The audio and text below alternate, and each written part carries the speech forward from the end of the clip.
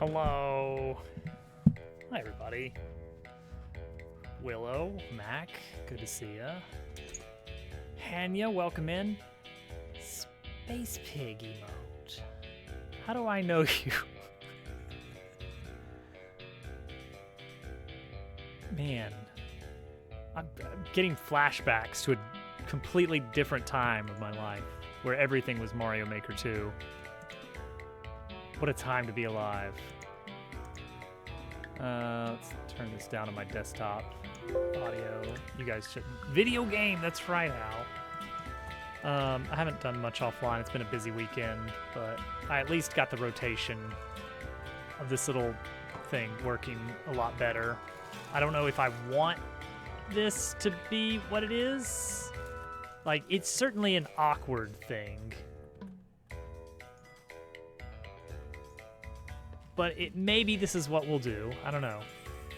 Okay, so my big problem is I want to sell the fact that this is supposed to be, like, not to scale. And that's really hard to do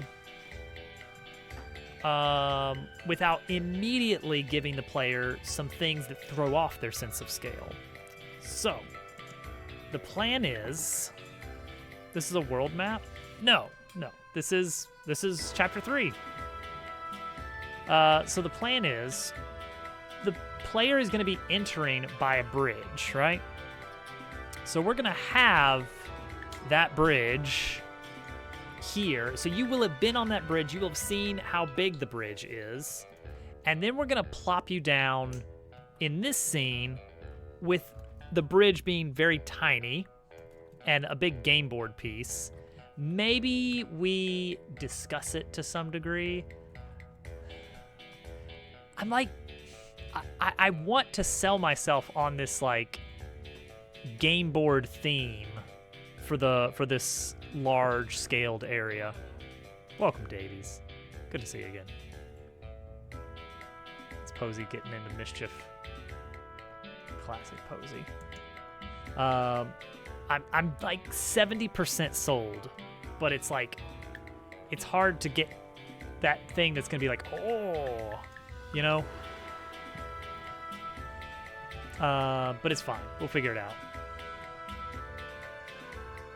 I think what we want to do is basically immediately give the player a point of interest when they arrive here. So there's obviously the bridge, which when they go next to it, they'll have like a little indicator of you can interact with this. And that's going to have them warp back to the bridge map. Don't you eat those stuffed animals, Posey. You will be in so much trouble. I'm watching you. Posey. Posey. Get away from there. Sit. Down. Chill. So what we'll do is I figured out that what I want to do is kind of divide this into regions. It's all going to be one big hex map for chapter 3, which is already kind of a silly concept. Something about this size for maybe a little bit bigger for kind of the introductory area, where I want to give you things you can kind of explore and interact with. Like, oh, there's a little alcove over here, and you interact with that, and it takes you to a little alcove map where it's like, it's just a little zone that you can go to and do a little platforming challenge. Maybe there's some combat, and there's a little prize for doing it. Sure, simple. And then another one over here, and then like a little shack, like a little rundown shack, and then you can interact with that, and you can press A and go into it. And that, just to give the player a few things right off the bat that they can go examine and get the idea of like, oh, okay, this is weird, but I get it.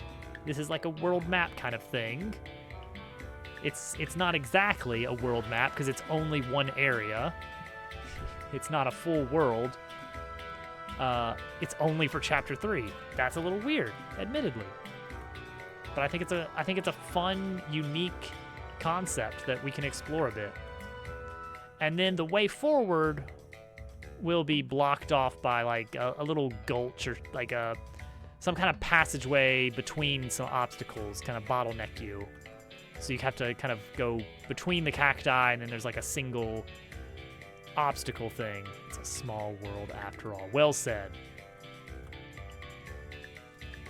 And so there'll be like I'm leaning towards like 2 little optional platforming hexes that you can travel into, and it's a whole separate scene that you can explore. It reminds me of a board game. That's the idea. That's the gimmick, is that it looks like a board game. And we even made a little board game piece for the player that I'm not sold on. But it's like, it's good enough.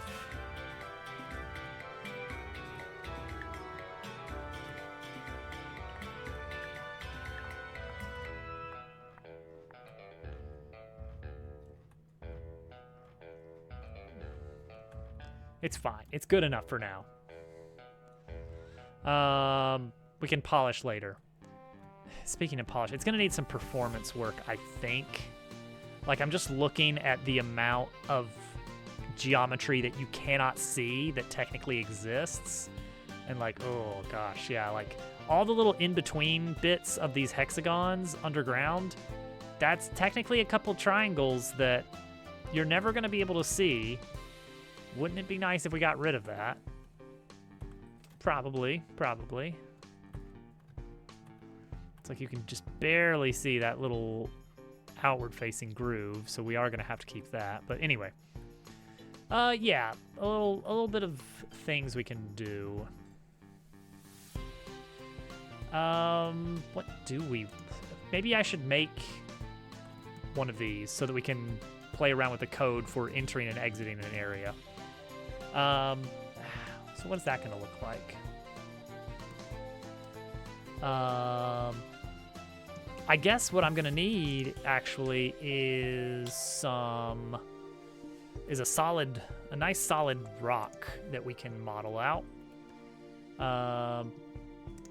Let's look at rock formations in the southwest American deserts. Let's look at some hoodoos, guys. And Bryce Canyon. Oh yeah. Come on. Yeah, redirect me to somebody's blog. I'm fine with that. I want to see the arches. I want to see the canyons. Oh yeah. Pinnacles. Okay, pinnacles, hoodoos, arches. Those are our big ones, right? Come on, somebody's got to have a picture of a hoodoo, right?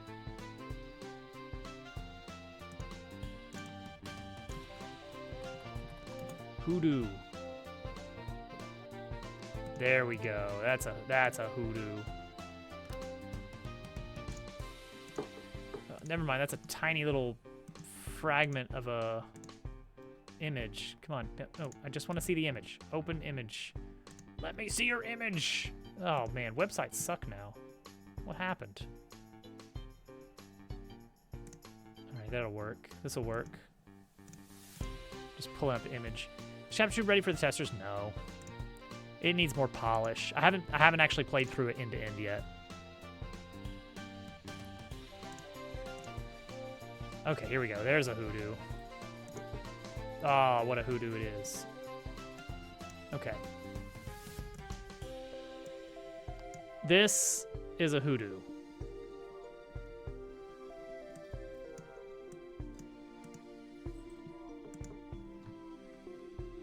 Okay, arches, pinnacles.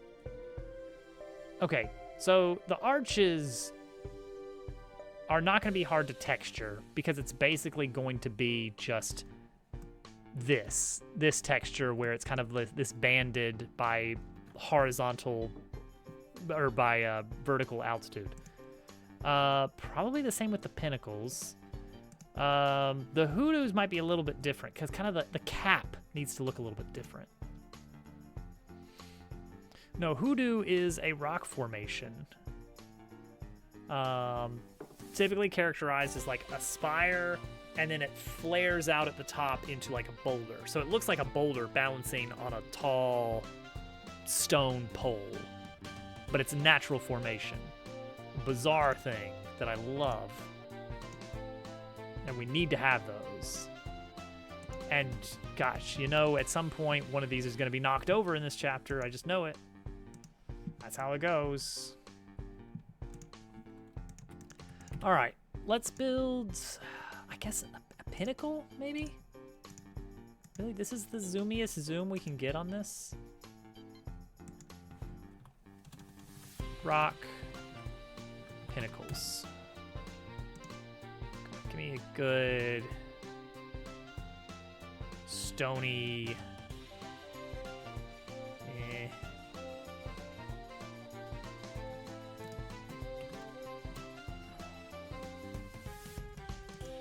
It's fine. It's not the best, but it'll work. Okay, let's just make stone and see what happens. So we'll go with cylinder, but like 12.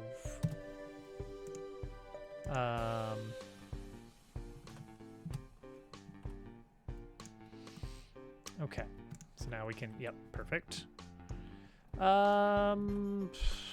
Yep, and then that, sure. What do these look like? These are weird, right? They're so weird. Let's see if I can zoom in on this web page. Hello? Does this web page exist anymore? Come on. Okay, that'll have to do. It's really tiny. It's like weirdly flat on one side, but then like it's almost like melding geometry over and over again. I don't know the best way to describe how these look.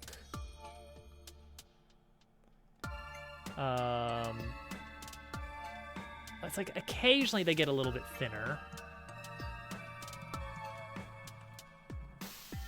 Wait, no.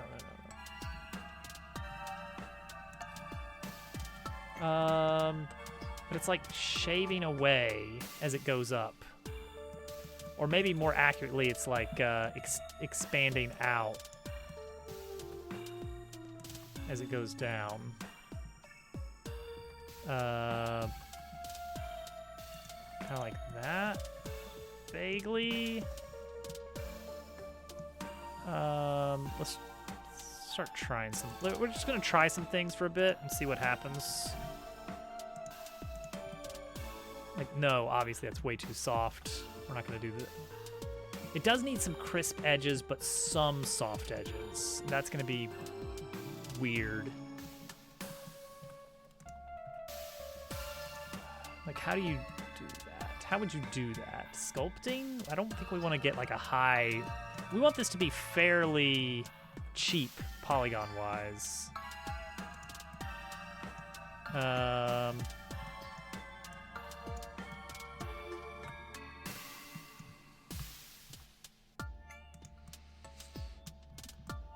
But see, then you get this weird slant that doesn't... Well, it kind of exists. You kind of get that kind of thing going on.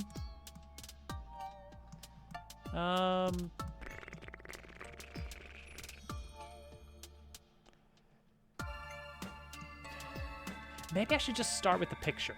Maybe I should just like trace the picture effectively. If I can find a good pinnacle to duplicate in 3D. I don't want a full duplication or anything, but I want something vaguely usable. So I'm gonna grab this rock formation here, which is maybe this one here? Yeah, let's do that. Can I just paste that in here directly? No. Can I? No. There it is. That's what we're gonna be doing. That's it. That's the whole thing. That's the pinnacle of art. Okay, so now I should be able to grab that art and just slap it in here.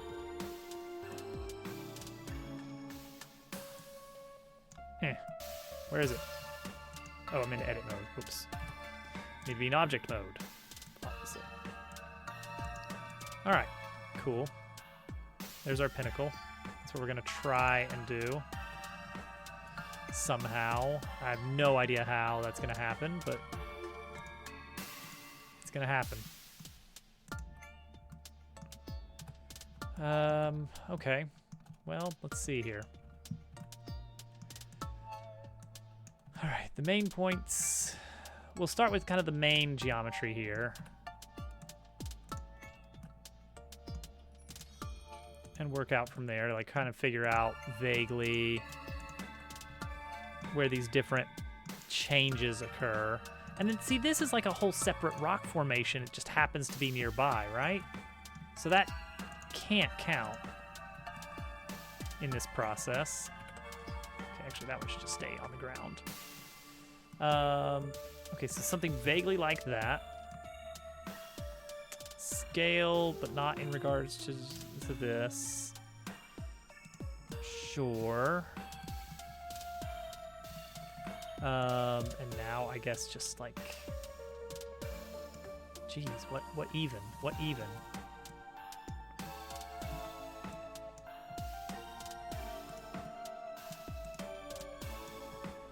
This can't be a good way to do this, but we're gonna get results one way or the other.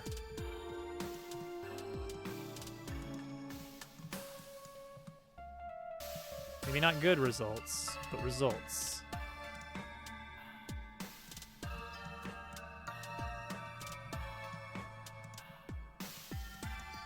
This is really silly. Like, I think maybe if we just like... Okay, start with something like that.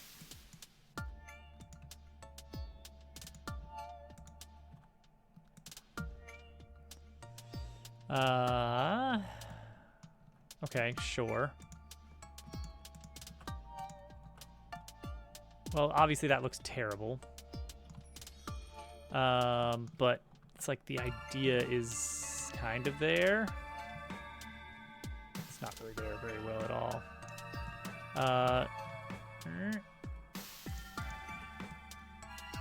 Okay, better. I don't want shade smooth. How do I make a nice rocky... If I shade smooth here... Great, sure. It's just a blob, you know? I feel like what we really want to do is like extrude chunks in.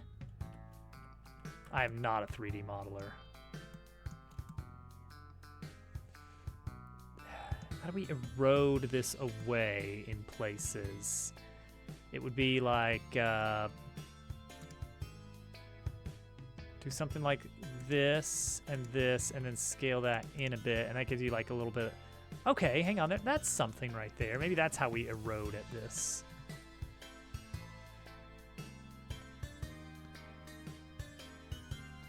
So you kind of band it a little bit.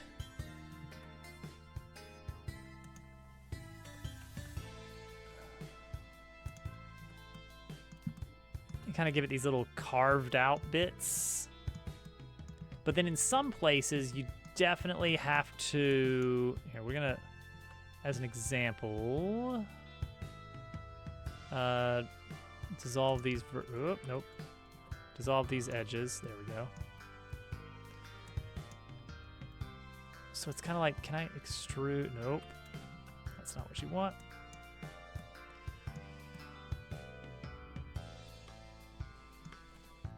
I think what you could do is like do a loop cut, bring it all the way down, but then move it up. And that lets you do like a perfect vertical.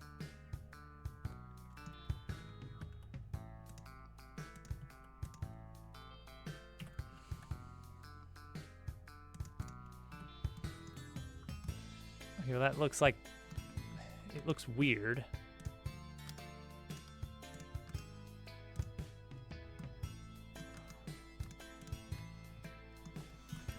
Maybe it'll look better when it's actually properly rendered. I'm not holding my breath.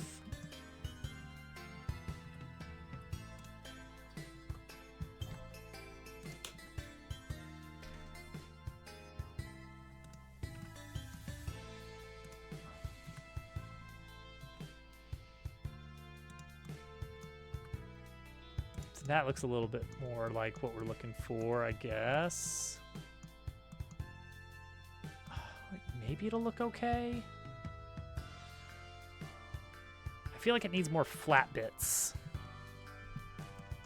Like, if I just take a smattering of it and just flatten it out a bit, but that will somehow help in some weird way. Maybe not. Maybe not at all. But I mean, it definitely looks like there's some smooth... Hey, Gamion. We're trying to make a rock pinnacle. And I just don't understand the geometry of it much. Oh, maybe... Hang on. So it looks like in places, it's like the rock is just like sliced out. Like from some kind of, I don't know, geological event or something. So what if we said add a cube, right? Add a big old cube somewhere. And just like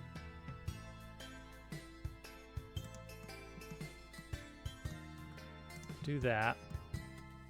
And then do a Boolean cut out the cube and apply that. And then get this sort of, we get this weird geometry that I don't think looks very good, but it's there. Like it or not, it is there.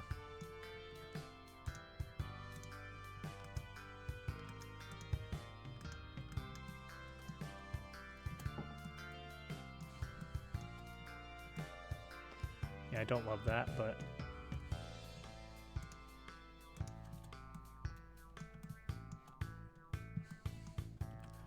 let's try and improve the topology a little bit here. Like maybe, kind of? I don't know.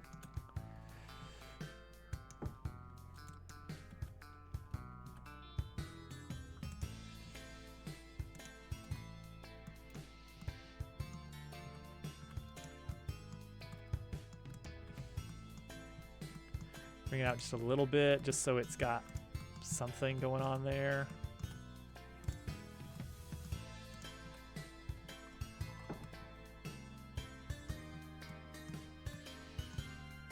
Yeah. Okay, that's a pinnacle. Let's just roll with it. We made something. I'm gonna try and just make a bunch of meshes in one object. I think maybe that'll make it easier to import into Godot. I've never tried that before, but we're gonna be in a bit of an experimenting mood. Okay, arch, an arch.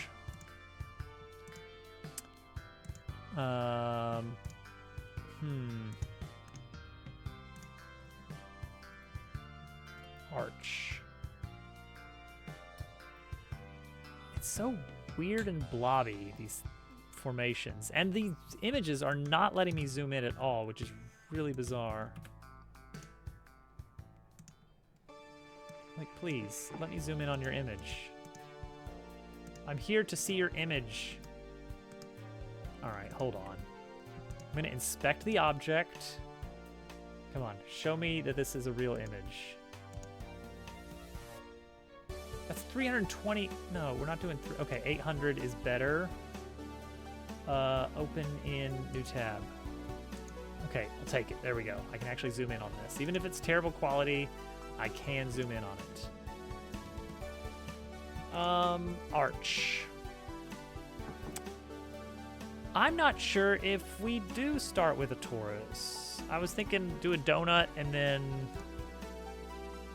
shave off everything that doesn't look like a stone arch near the Grand Canyon, but I don't know. It's like super detailed in places and super smooth in places.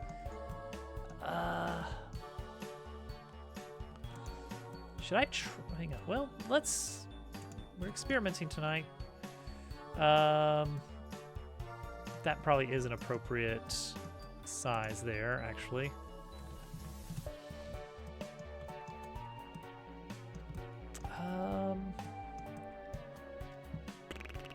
Except it's going to be a bit more like this, or I guess more like this.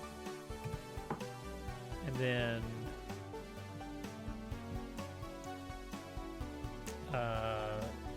delete these vertices. Well, delete these vertices. Delete these vertices. Delete these vertices. Sure.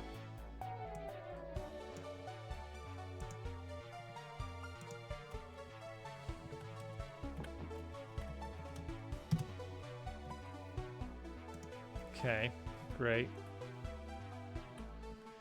Yeah, why not? Arch. It's an arch. Okay. Yeah, well, how do you do sculpting? What is that? Sculpting. Like, this is gonna keep the same amount of mesh, right? Okay. So, like, we can do that. So what am I using here? Draw sharp.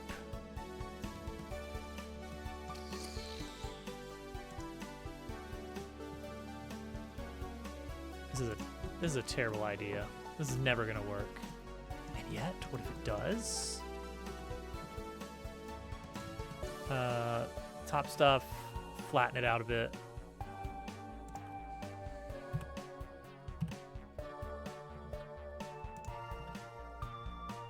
It's kind of got a flat top, you know? It's kind of an interesting format. Actually, no, hang on. It's not just that. It also seems to have like this going on, but with more geometry somehow. I don't know how to make that work, but we'll figure it out. Yeah, totally. Hi, Liari. We're doing weird art that I'm not comfortable with.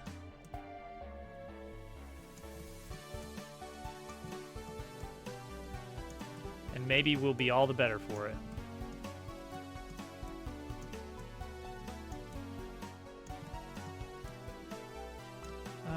Strength. Okay, we can do higher strength. How do we move it up? Oh, look at that.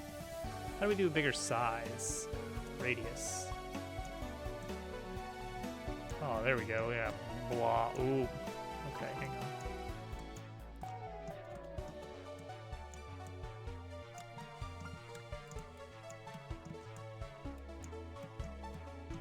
I mean, that certainly looks more organic now. For better or for worse.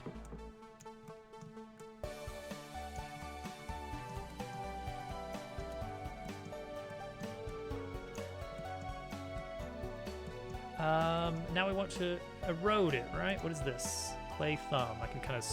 Whoa, boop, nope. Don't like that. Smooth. I don't know if I want it to be smoother. Maybe I do.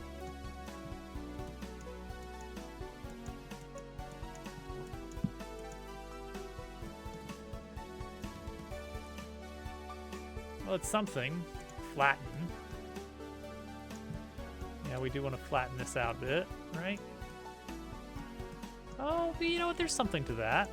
About getting some flat edges on this mesh. I can see that doing something for us here. That looks awful. What else we got? Scrape. Oh, okay. Interesting, interesting. Hi, Slav. Pinch. Okay, yeah, that makes sense. Kind of pushes the vertices together a bit. Elastic deform. Oh, okay. That's more like the Photoshop warp tool. Flat fill. Okay, that doesn't do what I would have expected it to do.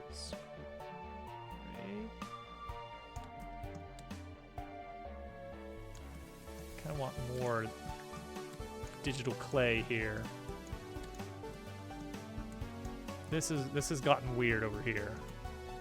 This little bit of geometry has gotten weird.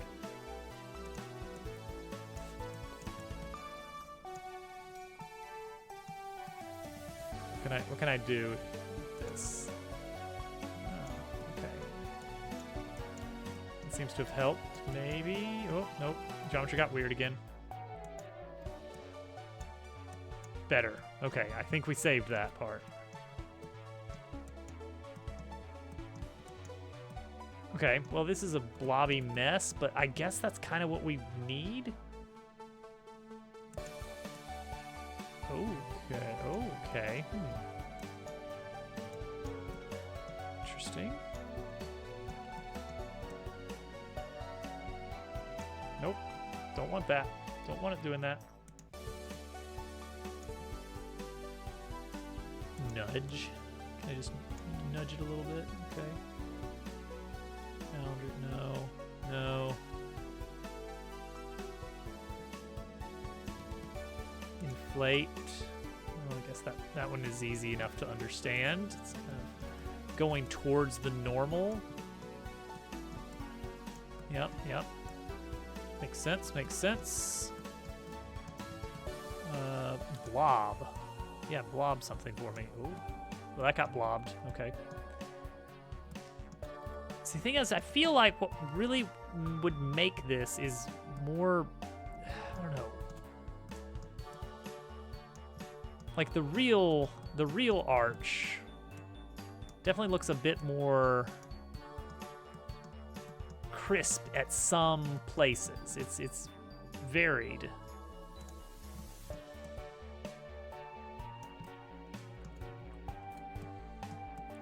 It's weird and varied.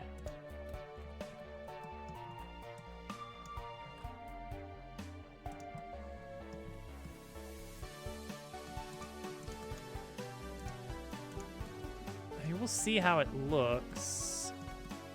I'm gonna go with shade smooth on this, and we'll see. The pinnacle, well, no, on pinnacle is shade flat, so that makes me feel like this needs to be shade flat as well. But what if we do subdivision surface? I mean, now it's like smoother, but also has little squares on it, which I don't think is an improvement. What other modifiers can we mess with here that might help, similar to subdivision surface?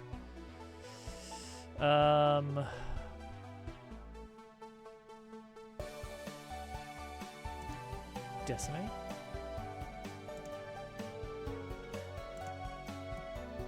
Well, that's something. Kind of simplify the geometry a bit after all this. Make it a big, low poly chunk.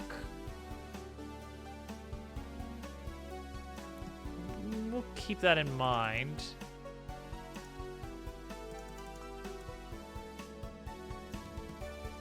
That's a lot better. That's a lot better. I mean, it's probably terrible, strictly speaking, for geometry, but I think the look is maybe a bit better.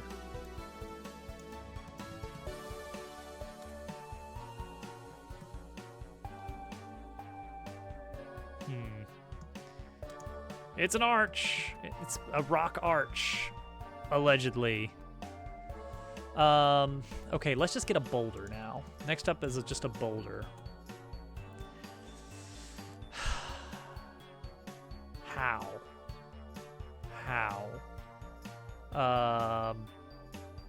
Just a boulder in the desert. Start with an icosphere.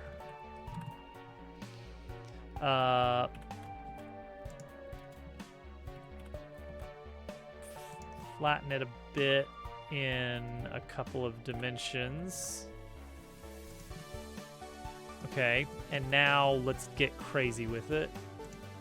Yeah, let's get crazy with it. I feel like I need more geometry. I need more geometry to work with, so can we just subdivide? Yeah, now we got some geometry to work with in our sculpting. What is this? Clay. Whoa, okay.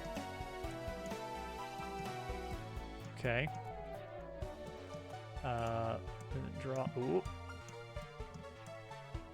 It just looks like a blob right now, but it will be better, I assume, if we just start doing things with it enough. I don't know what we need to do what things we need to do, but things need to be done. And then eventually we'll get a cool looking rock out of it. Get some deformation in weird places. Give it character. I don't know, what is this? Too much character. I don't like that. Pinch here. Nope, don't pinch. Don't like pinch. Grab this and wiggle it around. Sure, okay. Still looks like one single, like, beanbag. You know, and less rocky. I feel like I need, like a nice edge. Crease. I need a crease. Maybe? Is that... yeah, hang on. There's something there.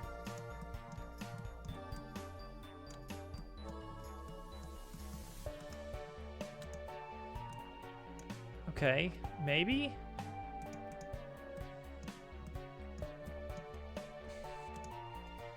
And what about this decimate thing we were playing with? Is that any good for this?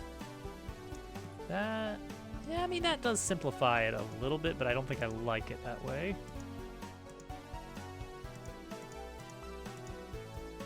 That doesn't seem to help at all.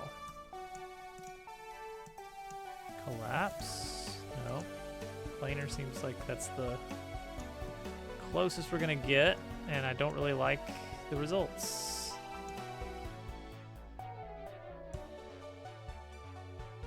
I mean, it simplifies some things in a good way, maybe.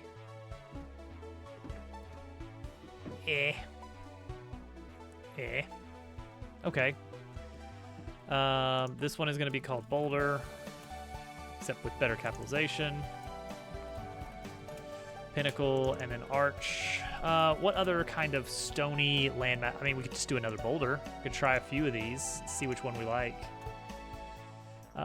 Let's start with a cube this time. That's a plane. I'm good at Blender. All right. Let's subdivide a handful of times here. Sculpting is interesting. I've never done this before with the sculpting. I mean, it's certainly a way to generate objects. I don't know if it's the best way. Don't know if it's the worst way. It's a way. That's all we can say. Hey. Was it not scrape? What was the one? Not pinch. Is the crease? There we go. Crease. Gives us some cool rocky stuff going on that we can really. Don't like either of those results.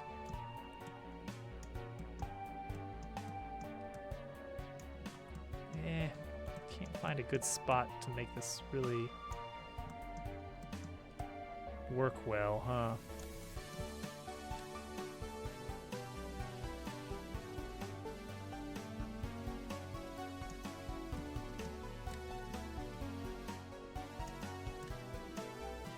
Ugh, it's weirdly pinchy.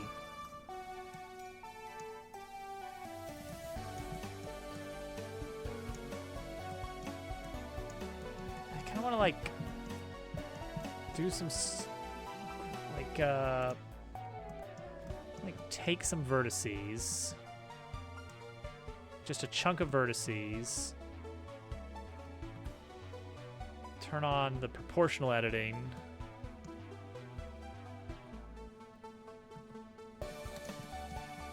Proportional editing.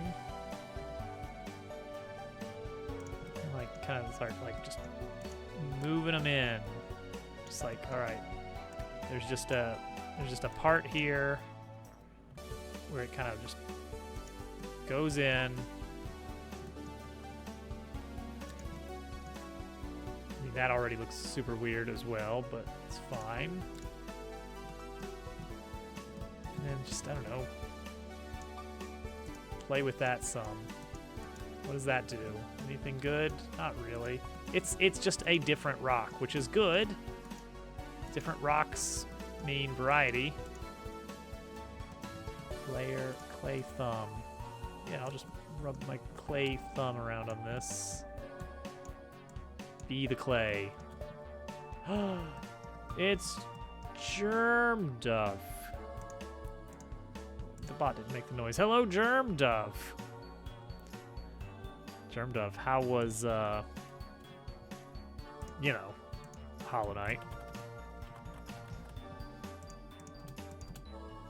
There we go. We understand.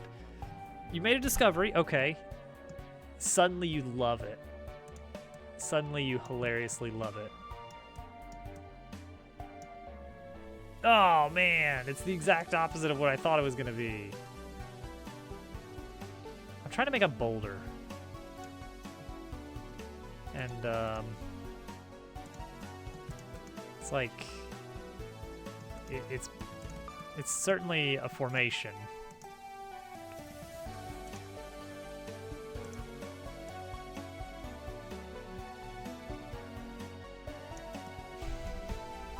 It's not very good. Oh wait, well, okay, that's a little bit better for me. I like that a little bit better. All right, I'll apply that one. Call that boulder 2. Exhausting to play. Hate it so much. Perfect. Aren't you glad that you made that that promise that you would play it? Aren't you so happy with yourself? Isn't that so fun that you did that? Is this a rock to throw at players? No, no. Those would all be done in 2D art. All right, we have all these different chunks of rock now. And we're gonna try and use these. We're gonna call this desert rocks. We're gonna try to use these meshes.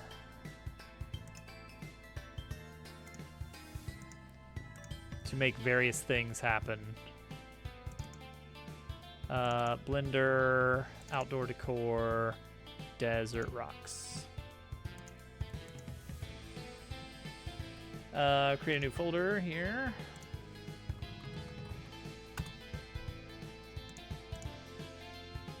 I'm gonna try and make a little desert area. I don't know.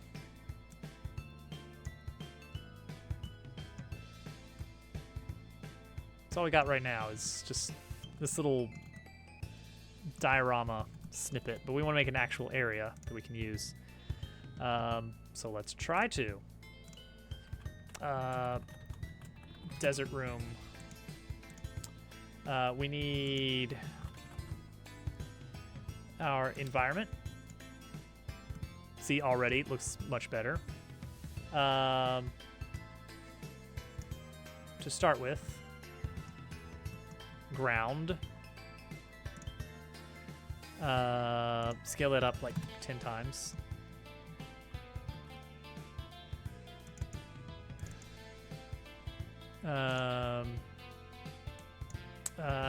We're gonna call this intro room. No, so this is the first zone of the desert. But it's not like the intro to chapter 3. So we'll call this desert intro room 1. That's a mouthful. There's just a single self-contained little room where you can do a little platforming and get a prize. And then maybe come back when you have a new partner and do extra stuff for more prize.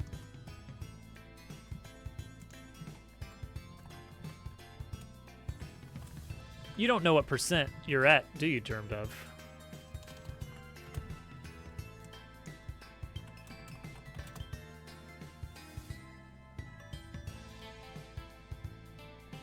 Oh, okay.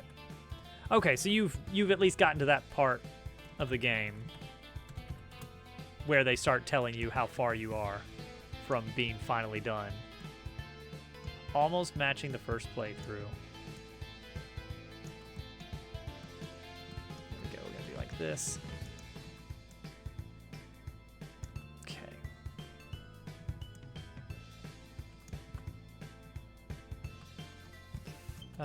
We should be able to, like, walk around now. Oh, okay. Well, you just got to get far enough for them to care enough to tell you.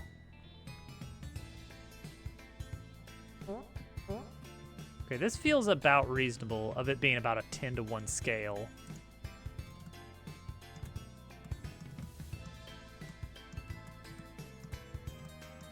And so, for the idea of, like, a little cranny here. Yeah, that's reasonable.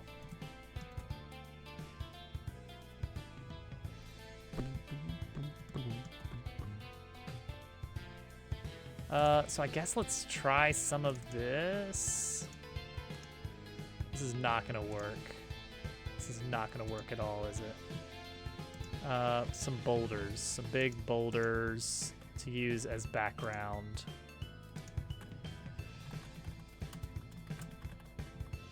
It's true, they do.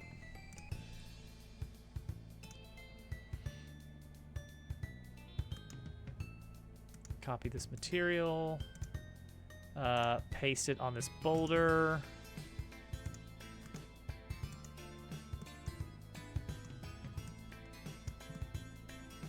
Scale this boulder up. Okay, scaling the boulder up helps. Okay, we have something here. That doesn't look too bad with the texture. Once you add the texture, that actually gets a lot better. You see what I mean? You see what I mean, guys? That's not too bad.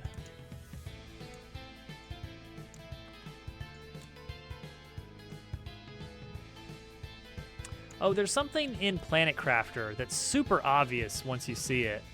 There's this one part of the main planet that's got all these like rocky spires that are all angled. It's just the standard boulder like rotated. It's like super stretched out and rotated. And then they just did this a lot, and it's like boom. Look at this crazy alien world, guys. Anyway, I just thought that was funny that they did that. All right, let's try Boulder 2. With the same texture. Man, I would love to sleep on giant piles of money. Let's all do that. Let's all do that. Okay, and see, we can kind of like mesh these together a little bit. And you get this kind of banding that matches because we're using triplanar. And the result is kind of these cool little rock formations that I like. I actually do like that. That's not bad. That's not bad.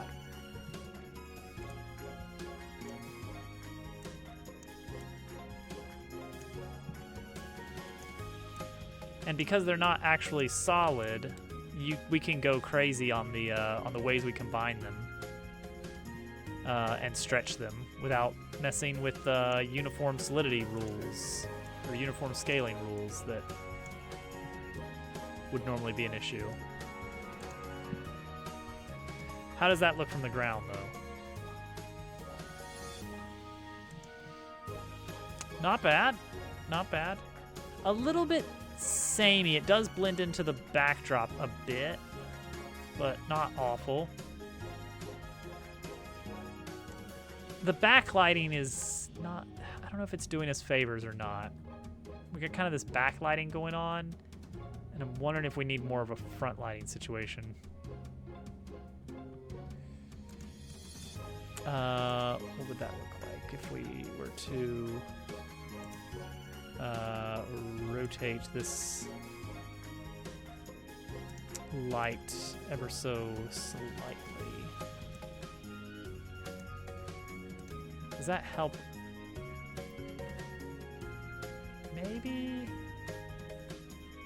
Maybe? We'll try it that way. We'll try it. Okay, we need some nice little basic platforming that we can do up here. This doesn't need to be a complex room, but it does need to have some boundaries. So let's take this.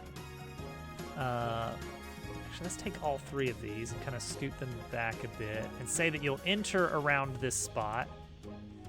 See, this is, using the giant hex as the solidity is maybe good, maybe bad.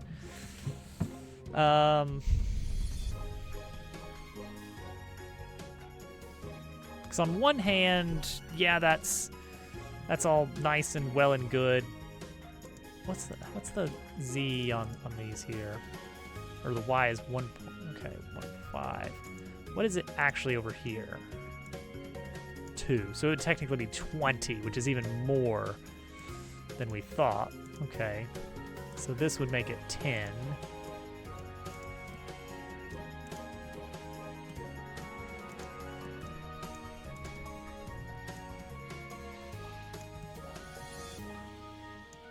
Okay, still doable. So we could take these two and go down to 10. But you still can't really see the top, can you?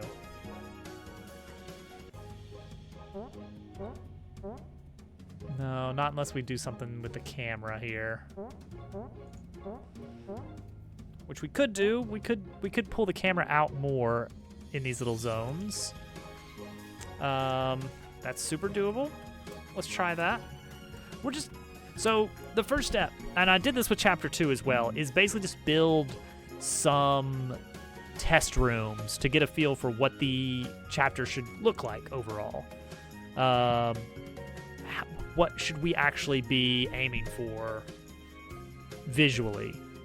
And then once we get one room that we're pretty satisfied with, then we can kind of move into making things that are going to actually make it into the final chapter. So we're going to take this and scale it up to a ridiculous amount. Make sure it engulfs everything. And say that when you are in this zone, we're going to pull the camera up by 6 and 3. Is that about a good amount, maybe? A little bit too much, I think. But we can actually get a...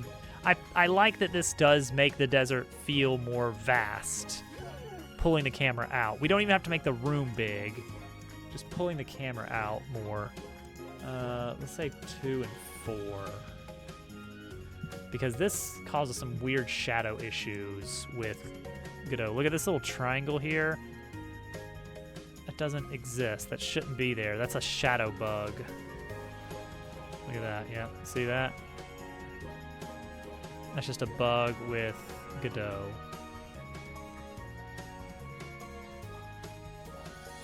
Don't love that.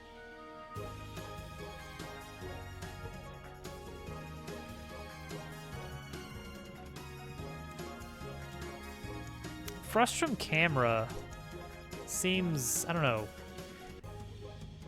it's buggy. It's significantly buggier than perspective camera. Everything seems like it's built for perspective.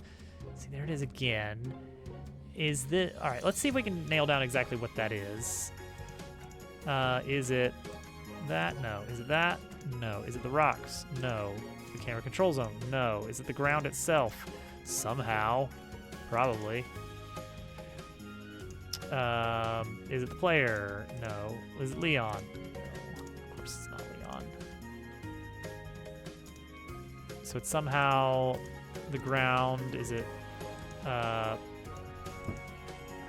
How is it this ground? Okay, we can add some extra cull margin here. No, that's not it. Cast shadow off. No, that's not it. What is casting a shadow on this ground then? Something is... Well, hang on, let's see. Oh, okay, we still got something here. Something is still causing this.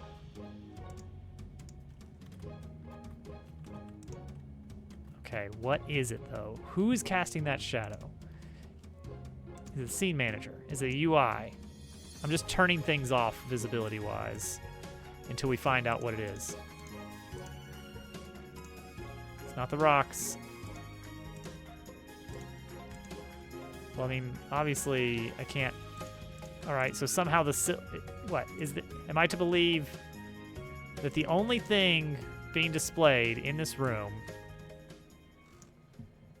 is this mesh, and that is creating this shadow issue?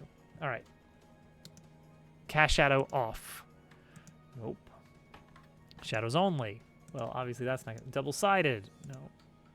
Cast shadow on. Visibility range. Oh, that's for like pop-in stuff.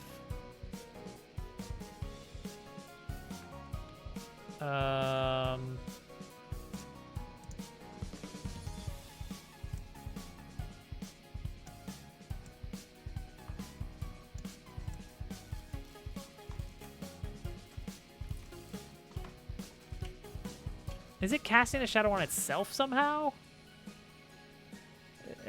No, it can't be, because I can tell it to not something. All right, directional light. Oh, okay. If I change the rotation of the directional light along the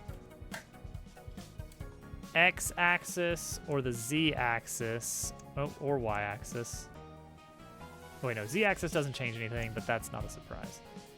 Okay, weird. If I tell it not to cast shadows, or let's just say shadow blur, turn on. Okay, shadow blur does affect things.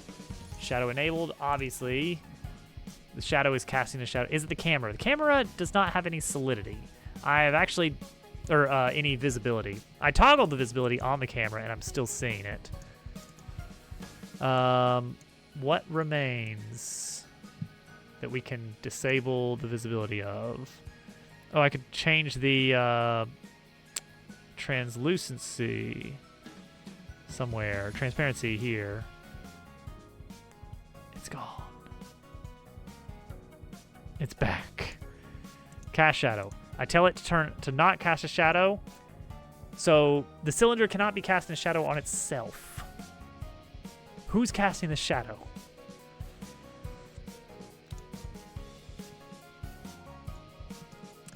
This is not the first time I've seen a weird shadow issue related to Frustrum camera.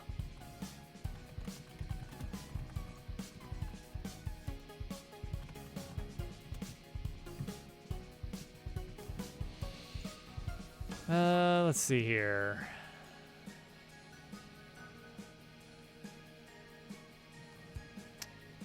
Anybody got any orbital thread?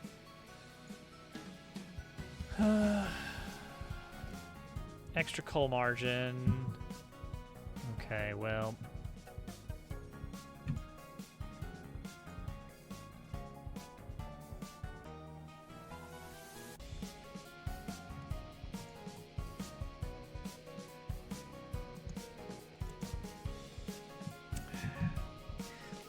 See, I actually turned on extra coal margin, but that should be for whatever is casting the shadow.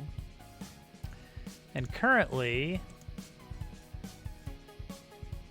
we don't know what could possibly be casting the shadow. We're in remote view. Does the audio handler doesn't have any visible nodes. One of these could conceivably have a node that contains a 3D node or something weird like that. Right? Like that's a thing that could happen. There's a node that contains a 3D node. There is culling. If something is too far away, it will not cast a shadow. You need help? I'll be back in a bit. You guys play some mini games or something.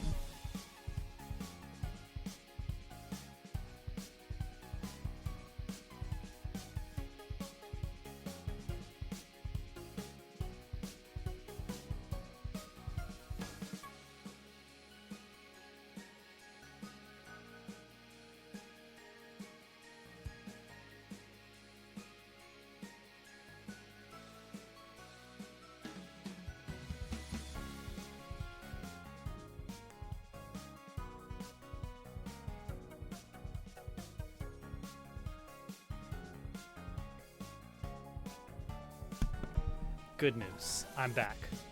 And we're going to track down this mystery shadow.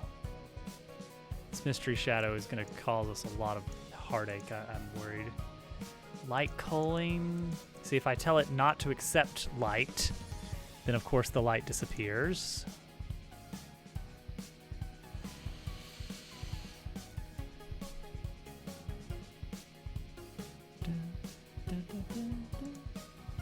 Where is this shadow coming from?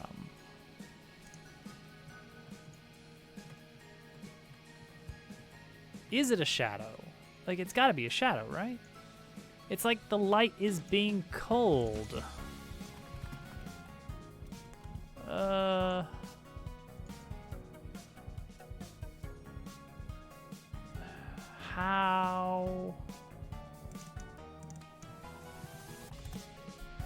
How is this happening?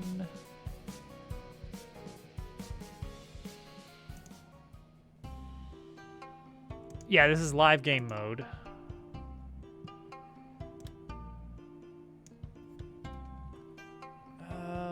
Okay. So let's look at this. Turn the light off, and of course, the shadow goes away. Makes sense. Okay, it is a place where the light is not touching. That makes sense. It's a shadow. But, like,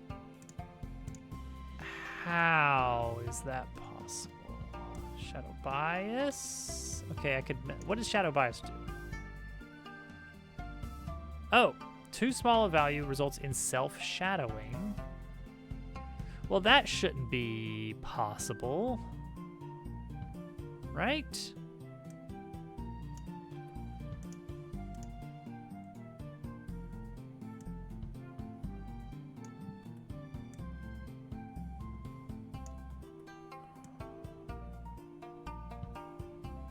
It's such a hard edge there.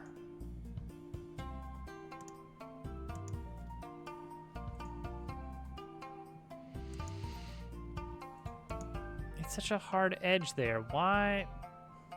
So shadow bias seems to help. Well, see, if it was self-shadowing,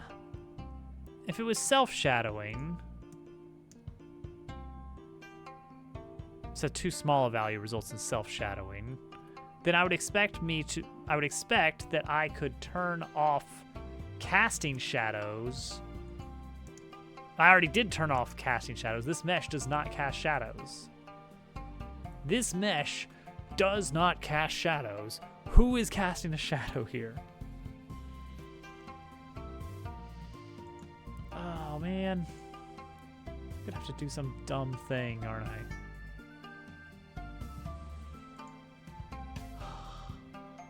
All right, stop the presses, restart it. Restart it as normal. What happens to the whole scene if I mess with this light's bias?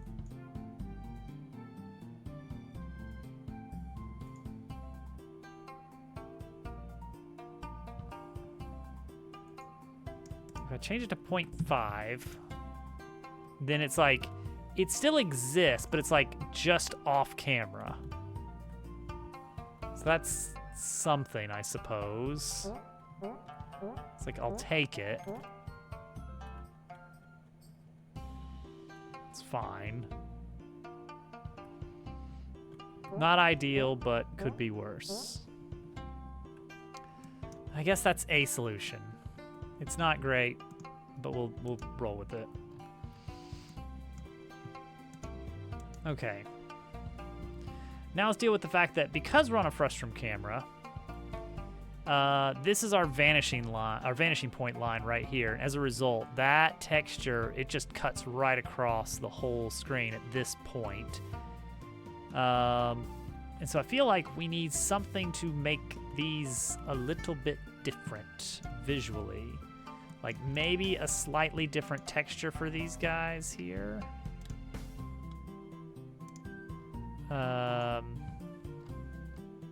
Maybe that's the play.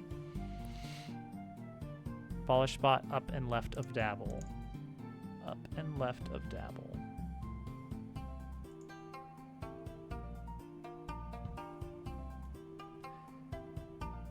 No, it's down and to the right. So the exact opposite. I'll pull it back up. All right, you ready? Boom. Hey there. Well, now it's over here, apparently. Right there. That little triangle there is a shadow. And now it's gone. There you go. The mystery shadow. So do we want to have like a slightly different color for these? Just by like virtue of a different albedo, perhaps. We can make it more of a golden yellow, perhaps. That's not bad. Save as. Textures. Desert layered 2. Copy that.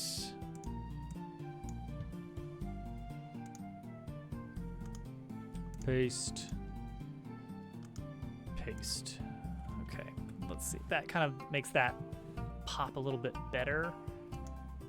Well, no, actually it doesn't. Perhaps what really we need, 2 dabbles above dabble.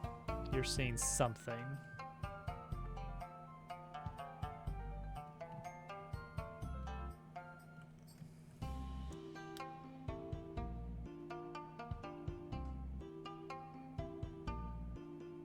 Does it move with the window? Could it be something on your screen?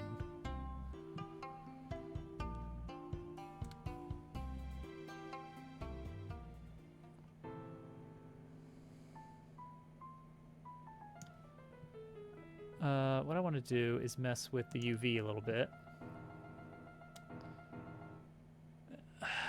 No. Something like this. Or maybe even the scale changes a bit for these rocks here. Oh wait. Oh, I know what the problem is here. I know what I'm seeing wrong here. It was your screen. Aha. So in our big overworld, it's like we got 2 bands here. But this is triplanar, which means that the scale is going to be all wrong when we get here. So we need to do something about that. Actually, it doesn't even have to be hexagons anymore, does it? Because we're in the real world now. So we can actually replace these with something that's like scaled up significantly, even if not by quite as huge an amount, but something pretty big. Yeah.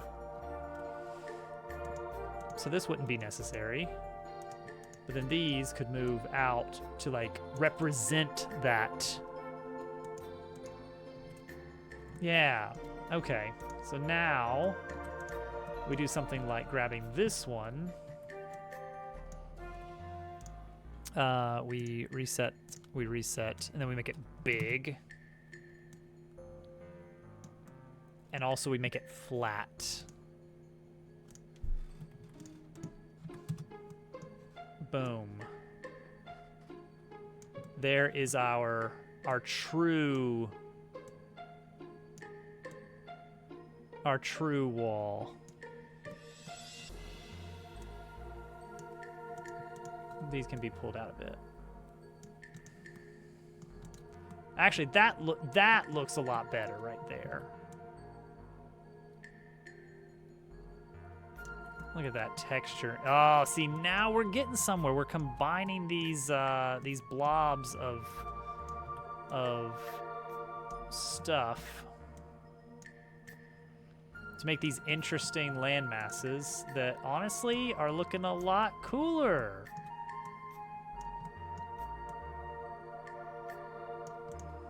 Yeah. Okay. That's looking like something now.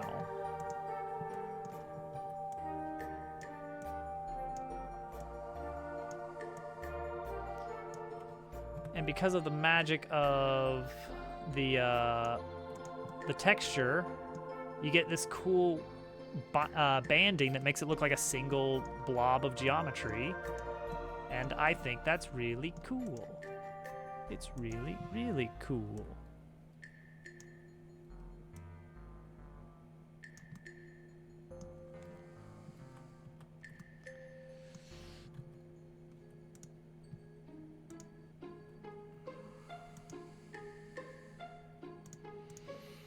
Then we would need to do something like this, and then like this. If we needed something up here, but I don't think we really do. But it looks cool.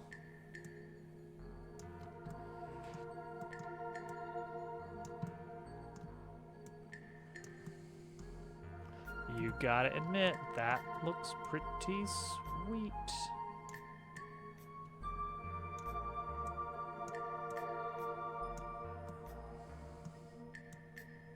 Yeah, okay.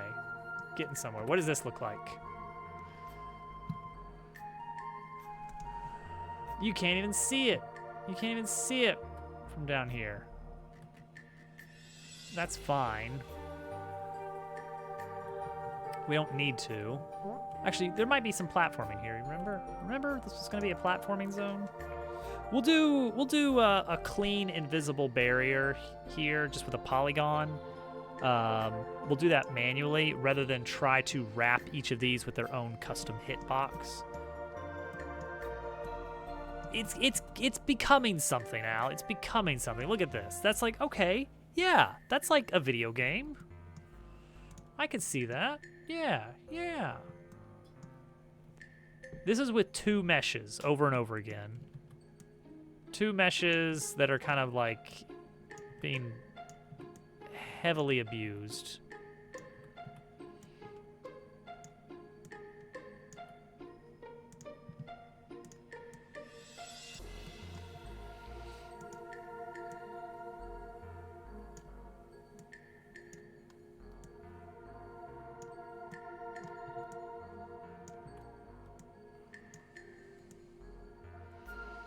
There we go. Decent. They're good shapes. They're versatile. They're versatile shapes. Okay. So the idea is that you're going to arrive in the desert by a bridge. We already discussed that. And once you get there, we're going to have some little mini cinematic where the characters talk amongst themselves about the vast desert. Maybe we hang a lampshade on the whole board game thing. And then what we're going to do, we're going to have the characters actually like at their 1/10 scale down here next to the bridge. And then we're going to do like a slow pan out. We're going to disappear the actual character models from down there and replace it with our board game token, whatever that's going to be. And then that's going to be the moment of like, oh, weird. So I need to have lots of stuff that I either need to have a really compelling reason for this to make sense in-game or a compelling reason for it to make sense in the fiction. It's like they're not actually a giant board game piece that's 10 times the size of the player. Like, to scale, we're doing 10 to 1. 10 to 1 is going to be the scale.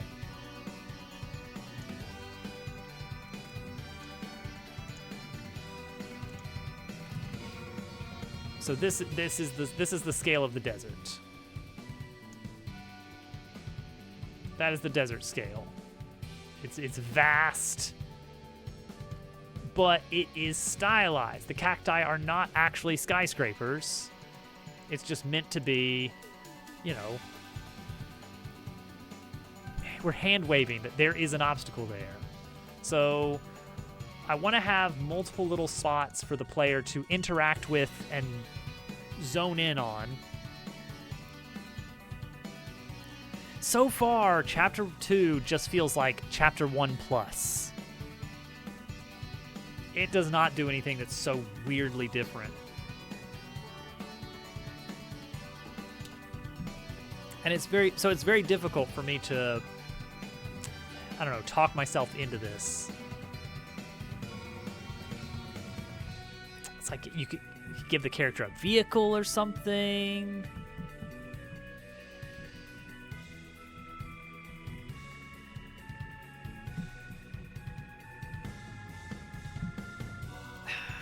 Actually, that might not be a bad idea. Of have like a caravan, like a covered wagon or something, traveling the sands. You know, an insider. The party is going to be kind of an outsider to the desert. They don't know their way around. When does the pilot horse minigame happen? That is about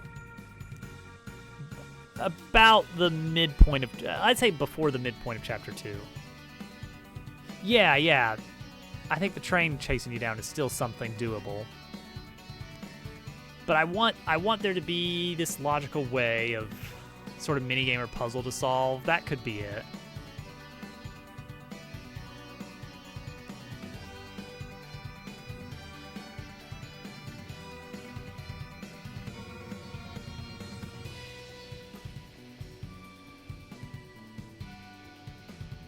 It could, you know what? What about, like, I know this is like super different from the normal game.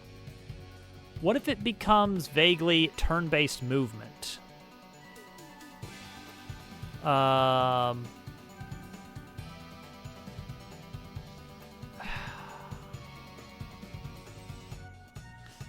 well, okay. I thought of a reason this would be annoying, and that is the people playing on keyboard. I've run into this problem before. You have a hex grid, and you try to... Remember Ball Catcher Pro Saga? This becomes really annoying to navigate on keyboard. Not impossible or anything, but it's like, okay, well, if you want to move up left, you have to... You can't go up and then left. You have to hold left and then up. Yeah, I think... How does Civ do it? That's a great question. Gosh, I never played Civ without the mouse. Let's see. Civ 5 had hexes. Hotkey map. Where's move? Where's movement? Or manual movement?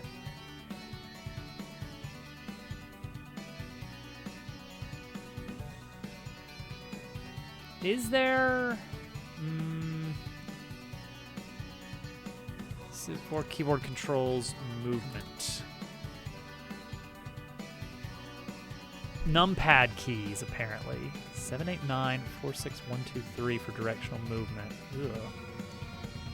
I guess it makes sense. You can't use 4 buttons to choose between 6 cells unless you're doing weird chords, and then those start to step on each other's toes. Like, the free movement seems fine. Hey, Willow. You were already here. What am I haying you about?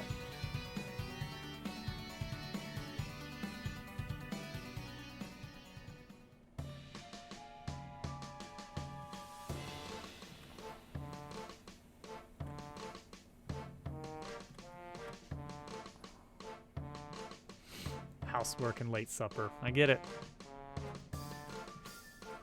What I was gonna say was like Necrodancer, the Bard mode.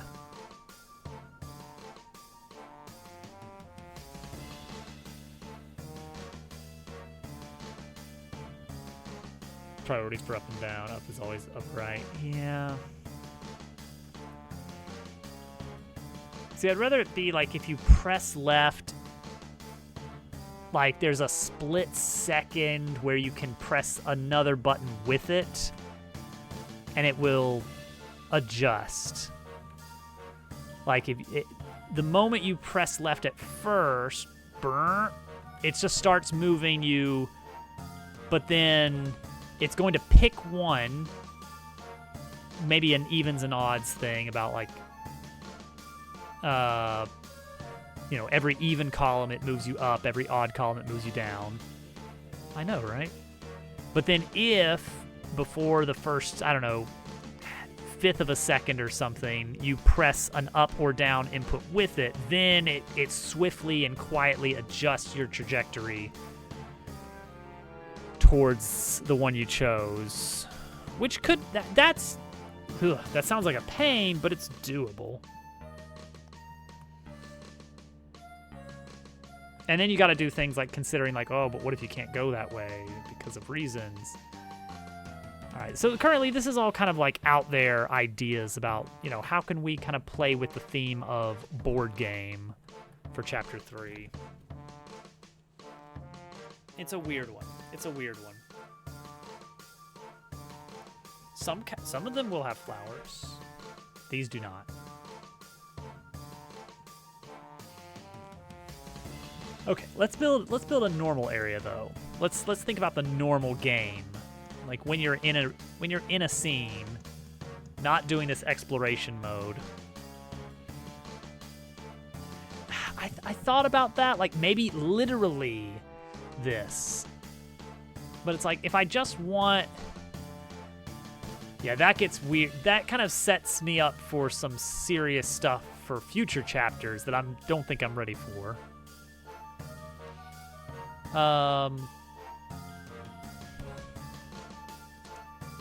Ultimately, all we want is a way to explain how we're able to cross such a large distance very quickly in-game. And option one, what we're doing right now is just, we're abstracting. We're saying you're not actually doing that. This is a representation of how fast you're moving across the desert. Option two is a vehicle.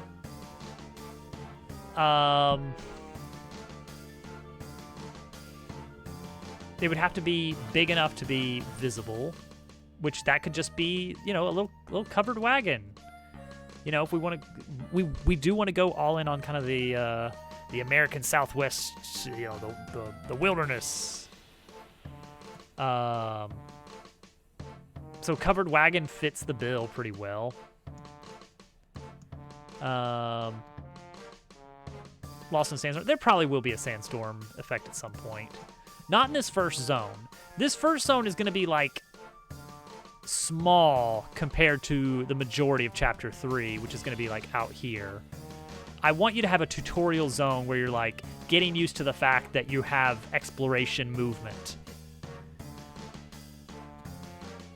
The advantage of like a wagon or caravan is that you have characters that can explain things.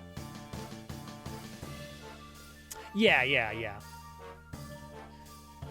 Well, it's going to be in this first area, you can't actually get anywhere plot important. The first area is going to have like 2 or 3 interactable zones that will have little treasures and some fights, and that's just to get you used to exploration mode. And there's going to be one area that's actually going to push you ahead, and that's going to be like a little, a little gap between the cacti or something like that. And then that's going to open you up into the big zones. Yeah, and then Leon dies of dysentery. It's very sad. Yeah, an NPC that can kind of be in charge of getting them around. They can talk at you. Maybe they can do some ambient talking, because we've got that as a possibility. They have a reason to cross. Perhaps. Yeah. We do want to come up with some interesting characters.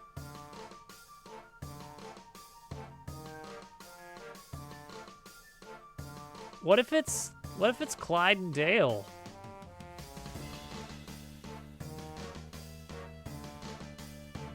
We introduced them back in the prologue, and like I don't know what to do with them. Yeah. Yes, Paper Mario could convert into a paper plane. Very whimsy. Very whimsy. We're not going to lean heavily on paper as a practical theme like Thousand Year Door did. Thousand Year Door was all about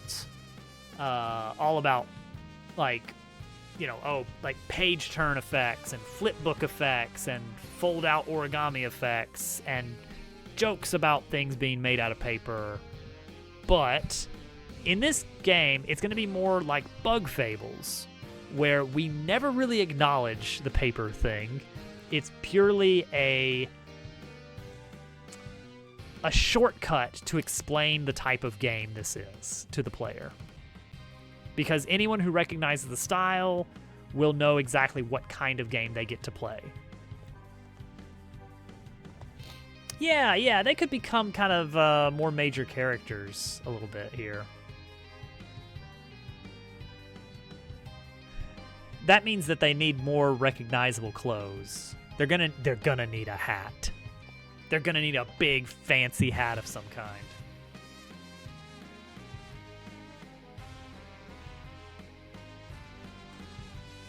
Better yet, okay, maybe this makes more sense. Yeah, hat. Clyde and Dale, they're just about their business. They're just all about their business, their cart business, which we're gonna upgrade that into a wagon here. I think covered wagon. But someone else, they are contracted out to someone else who's actually wanting to get around the desert, and there has to be a reasonable situation here for someone to basically let Dabble and their crew call the shots on where they're going.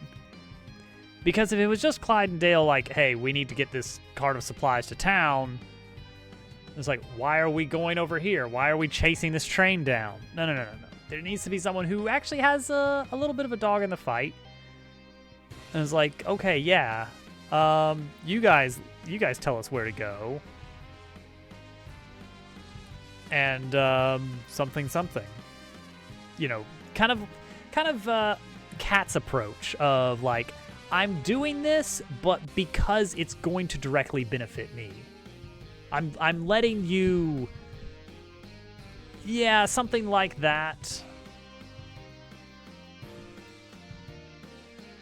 Something along those lines. I don't think you'll know about the train in this zone. Like, this zone is going to be a safe zone.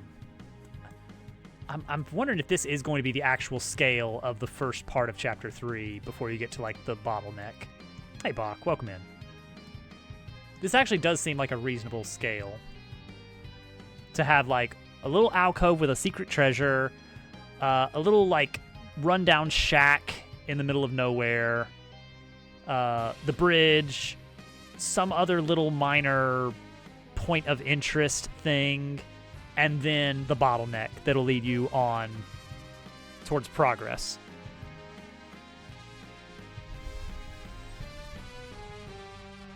Yeah.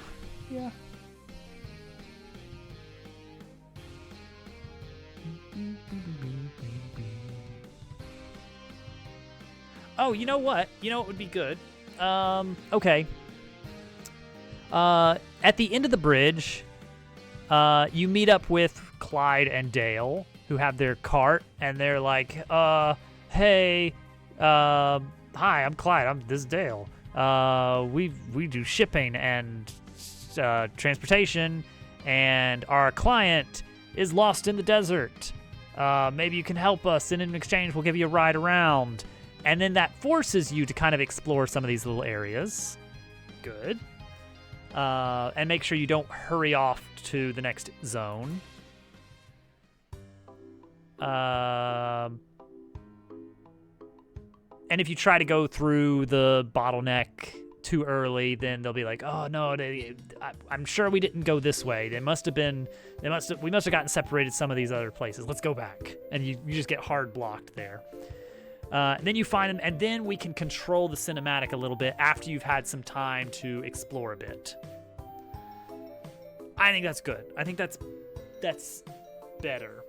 That also implies that I kind of want some kind of overworld puzzle. Not a big one.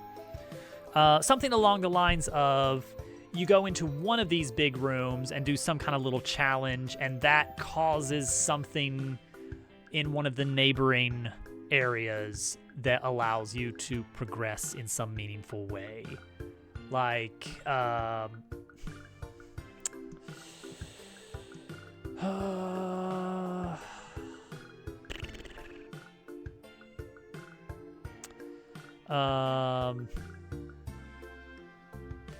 rock slide,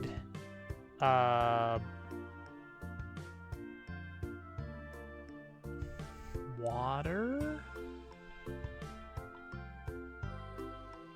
something that lets you, that forces you to go to two distinct areas that are separated by distance, but action in one allows you to progress in the other. And that is where you meet up with their employer, who is small. Clyde and Dale are very big characters. They are horses. They're big old horses. And so some kind of little thing, little deserty thing. Armadillos are going to be like the main character type, I think, when we get to the town. Yeah, maybe like a bug of some kind. More lizards. We can't get too close to stepping on Leon's toes here, on his lizard toes. Oh, speak of the lizards. We'll come up with something good. I mean, could be like a bug is not out of the question. Like a beetle of some kind. It could be very expressive that way. A little stag beetle or something. But like very cutesy and cartoony. Some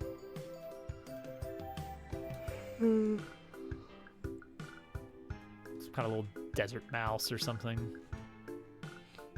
Unrelated to the Rat Pack. They're gonna come back.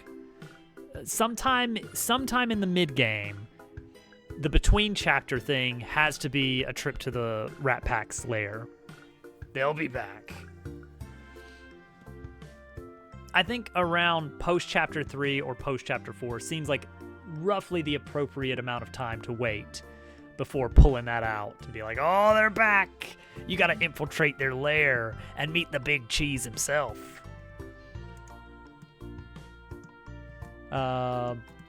Man, organized crime is so fun in video games. Organized crime characters. What a blast. What a blast. The Pianta Syndicate? Oh, what? It's beautiful. Masterful.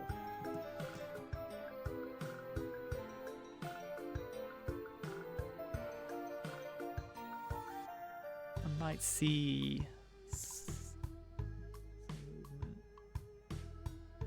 I see a wiggle. I'll listen.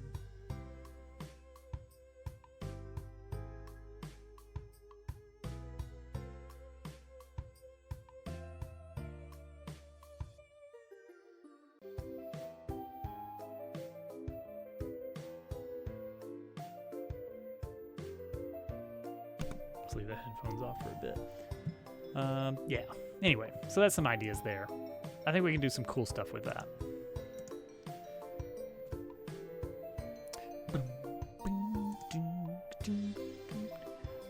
But yeah, this is gonna be good. This is gonna be good. So let's do. Okay. So I definitely want to have. I guess we do need to figure out what kind of puzzle we're gonna do for this first bit of chapter 3.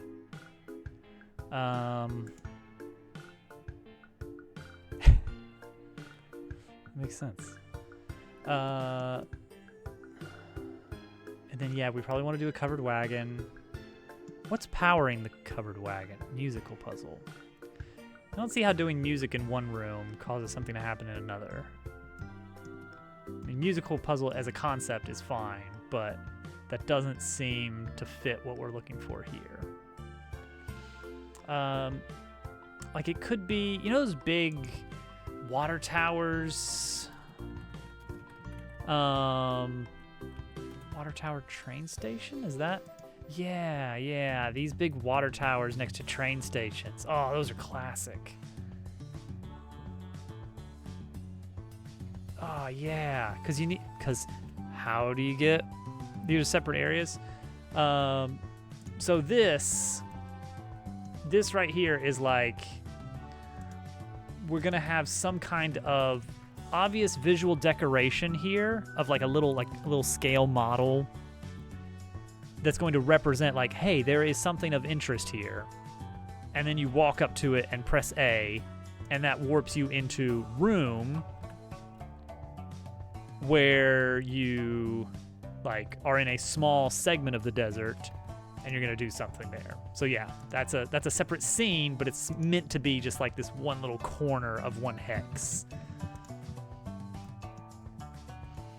Like I guess it's like the Final Fantasy IV, Final Fantasy VI kind of stuff, you know? Like, okay, I am as big as one city. I step onto the city. Yeah, so we're gonna have like, I'm thinking 5 different interactable zones. So one is just gonna be like, I don't know, like an old shack in the middle of the desert, and it's run down and like the roof is missing, and there's a little platforming puzzle. I don't know if we might do some ruins. Yeah, some nice sandstone ruins would be fun. We gotta be careful not to veer too close to like Egyptian ruins.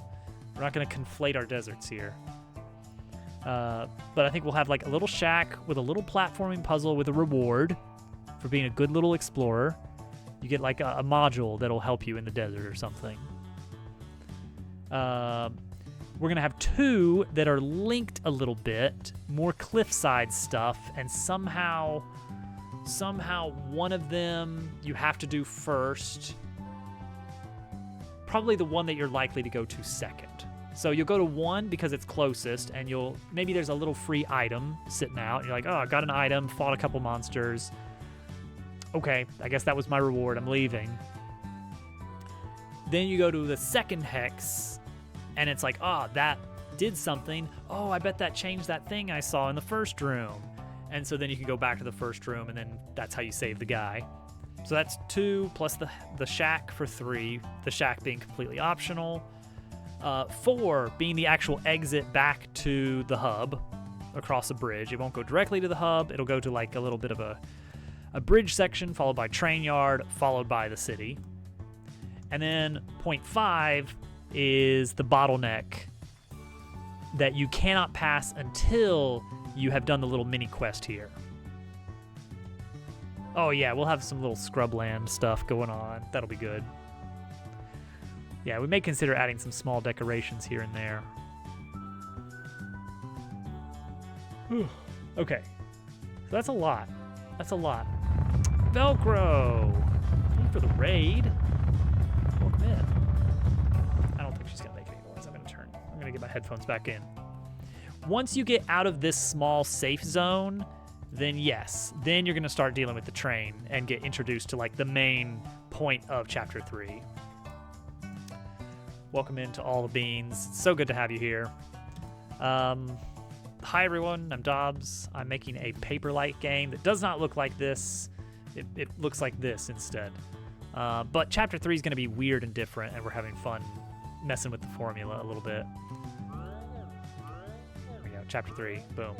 Yeah, chapter 3 is going to be set in a desert, and I've decided on a hexagonal desert theme because I just think that's that's a fun thing. I like hexagons, and why not? And we're also going to scale it in such a way that the hexagons are actually huge, and so we're going to abstract it a bit. Board game pieces out. Covered wagon is in, but we haven't made the covered wagon yet, but we will. So yeah, now we're coming up with some ideas of little places to explore out here in the desert. Little shack. Shack is gonna be difficult.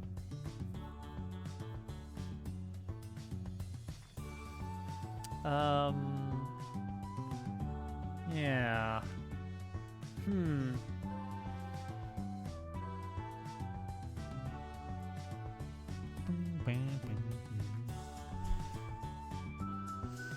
We need some like real dark wood, like some old rotted, not quite black, but very, very deep brown. Or maybe like grayish. Like a nice dark gray. Like an old shack out in the desert. And then somehow you've got like a little... I kind of want to copy this segment.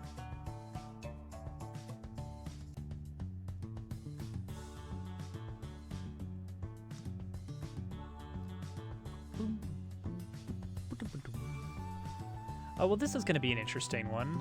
How are we... All right, get ready. It's getting more complicated. Let's call this Desert Intro Shack.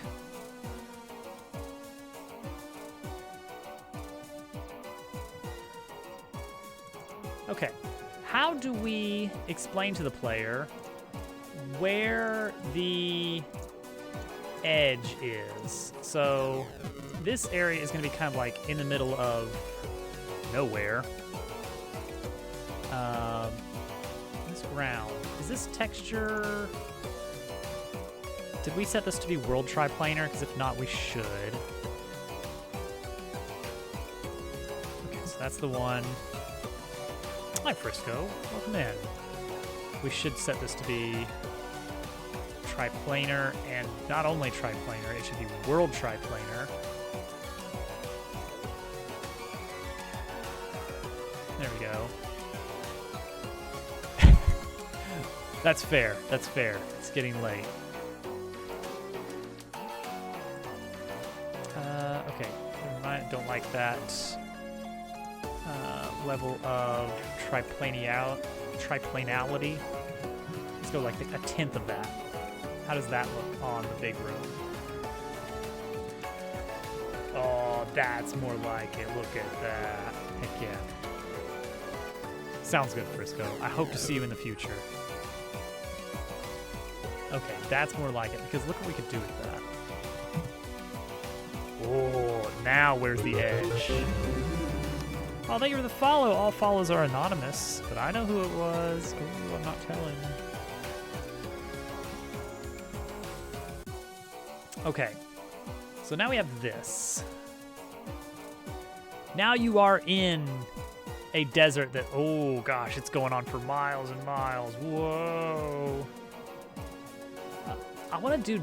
I think we want to do depth of field here, right? Like, almost certainly.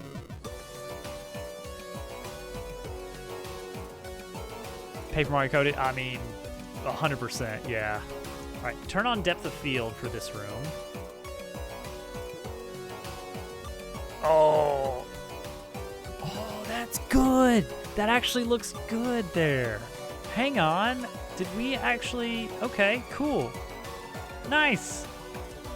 Why is the sky purple? Why'd the sky turn purple? That haziness in the distance is really good. It was supposed to be yellow. Oh, geez. I feel lost in the desert. I don't know about you guys. Whoa. Oh, we exited the... I exited the camera zone. All right, well. Oh, geez. That's fun. That's fun. Yeah, when you're fording the river. It's a built-in in Godot. It is a physical camera attribute, I think is what it is. Let me see here. Camera 3D. Yeah, I know. I was like, oh man, I'm gonna have to make some complicated shader. Oh, bleh, I don't have to learn screen space stuff and all this. But no. On a 3D camera object, the attributes field right here, you just choose new practical camera attributes practical, and that gives you these items here. Depth of field blur, you can enable far, enable near, change the amount. That's it, built in. It's not super customizable. I mean, you can change like the transition distance and all that, but I'm sure that there's like some nitty-gritty stuff that people who actually do game development full time would say like, it doesn't have the GQMs, and then I'd say, I don't know what that is. Shaders are awesome, but I'm budgeting my time. I have no monetary budget on this project. The monetary budget is I'm not spending any money. I'm doing it all myself, minus a little bit of music commissioning.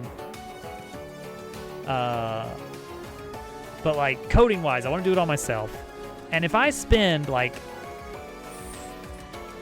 3 months getting really into learning shaders and doing like dummy projects to learn, thank you, I will do so.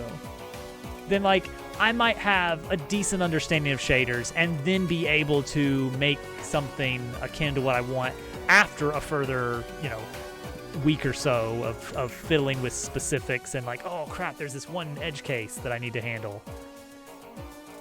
But if I can get something that's like pretty good by clicking a button, now we're talking.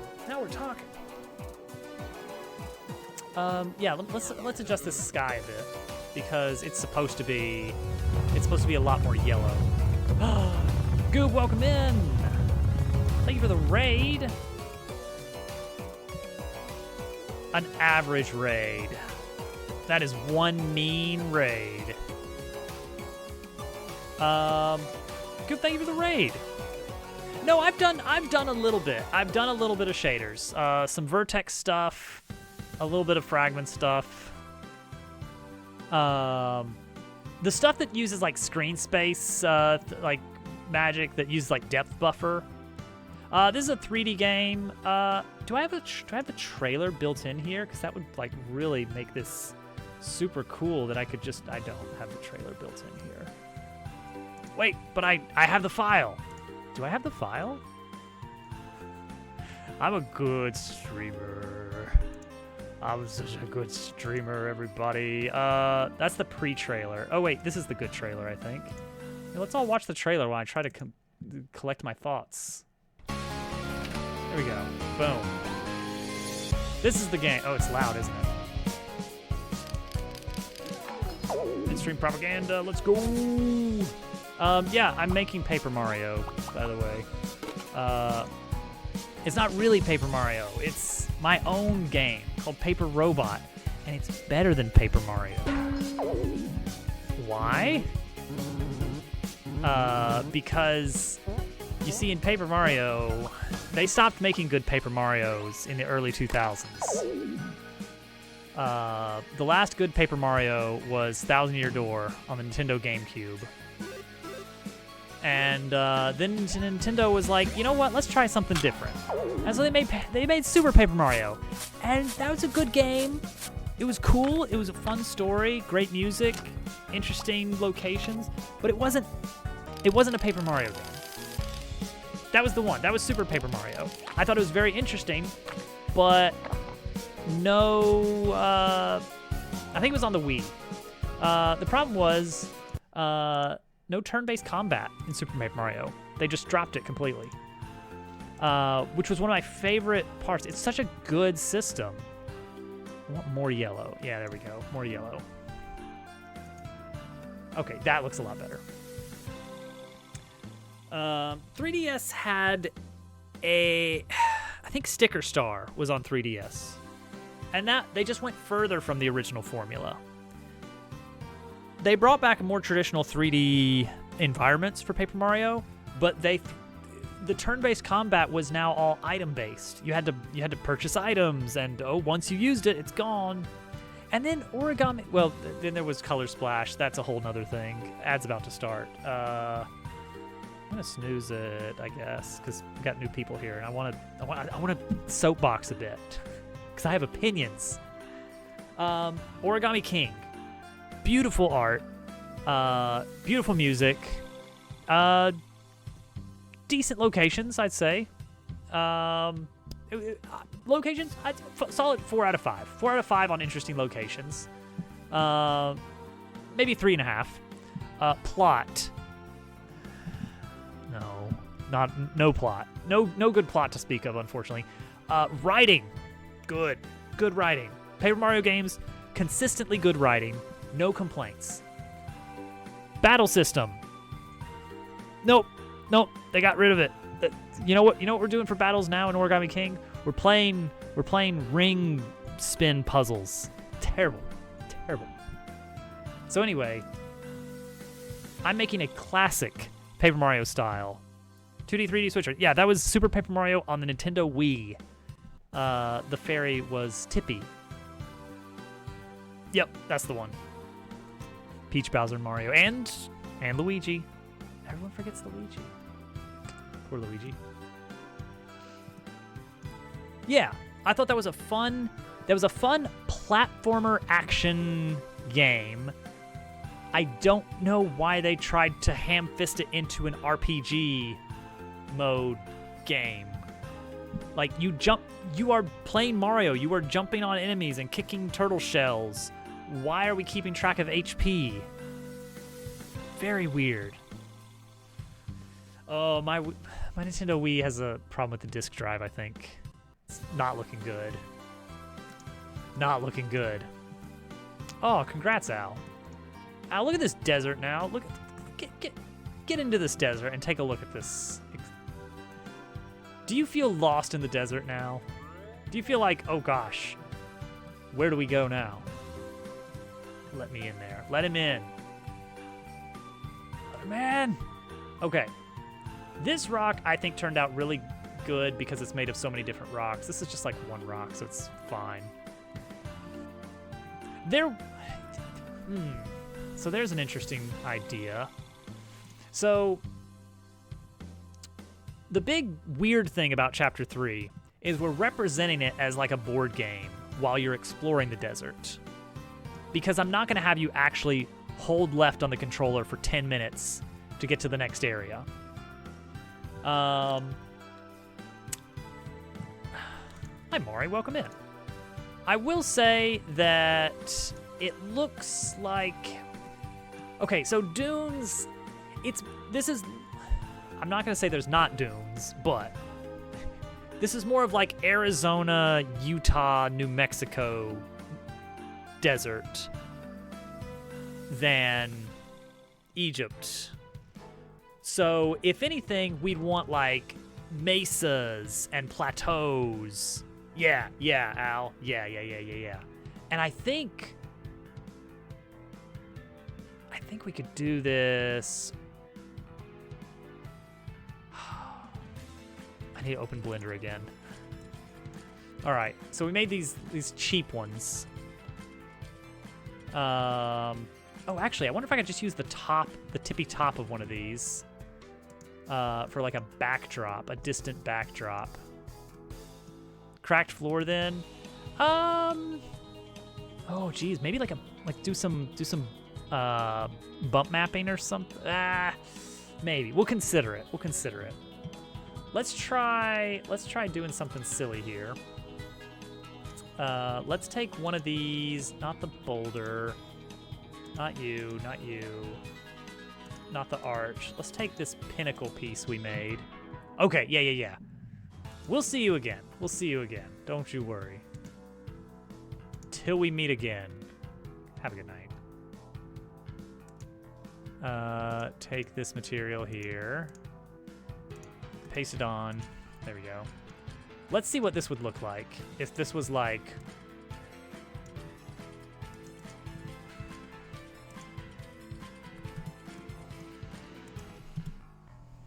Obviously not like that, but like this. How would, well, but then also,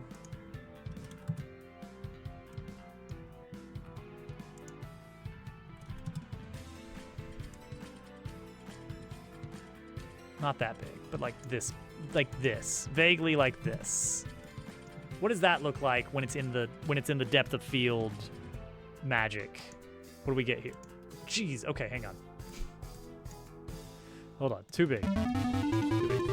Oh, look at that! Look at that! Look at that!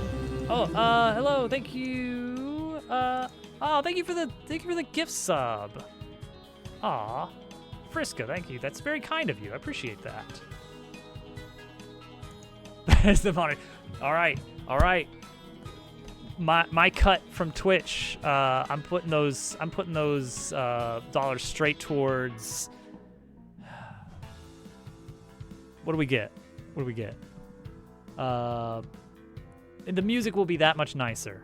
I'm gonna slide an extra $3 towards casual when he actually gives me his PayPal information.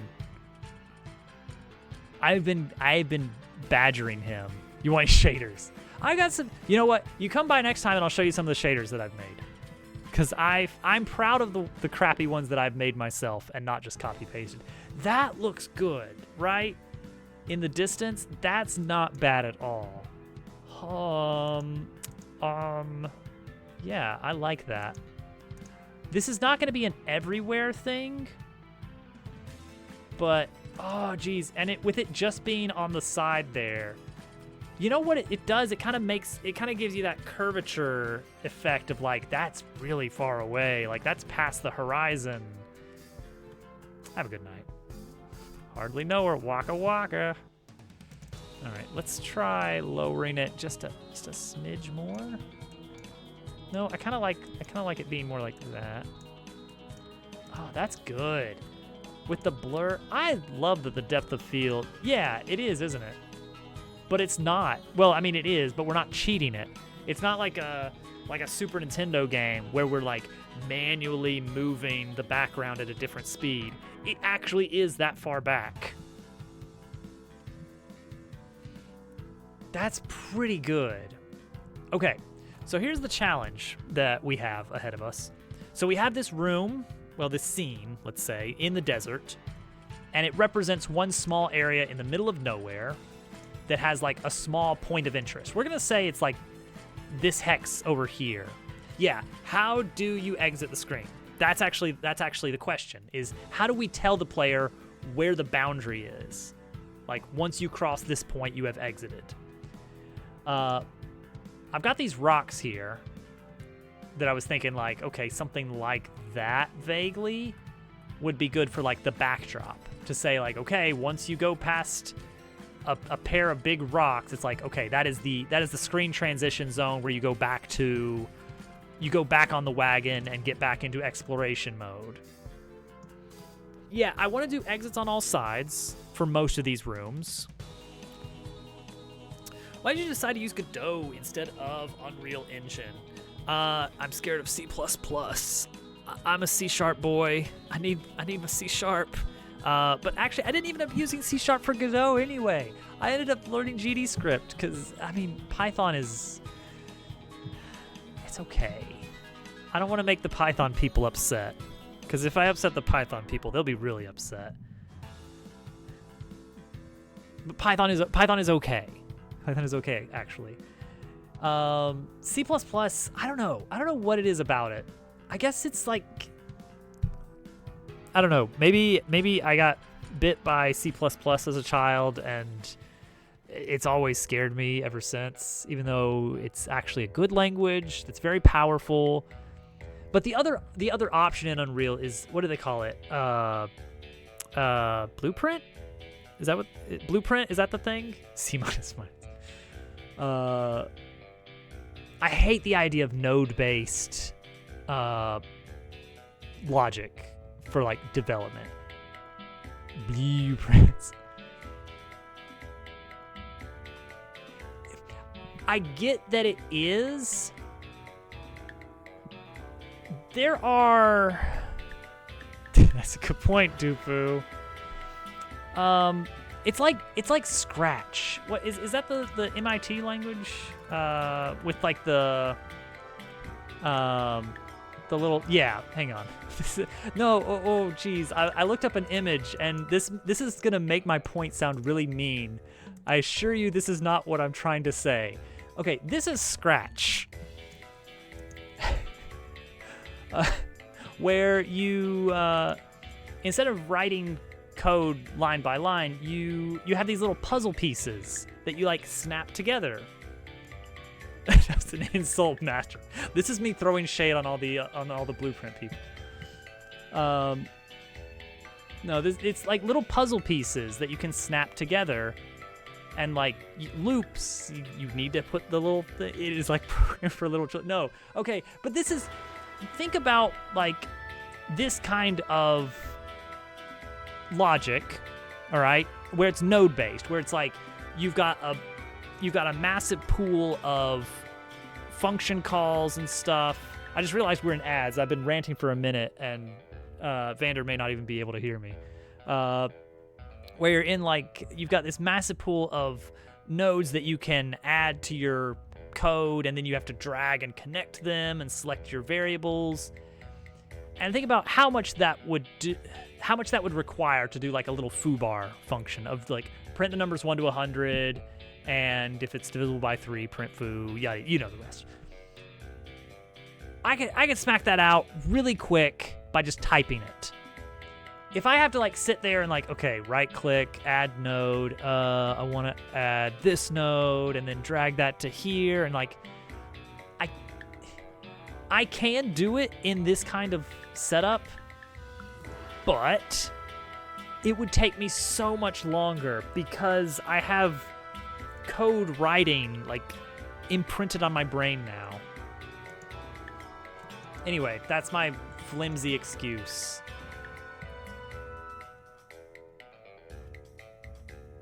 That's my flimsy excuse. I'm gonna rename this to Mesa for now.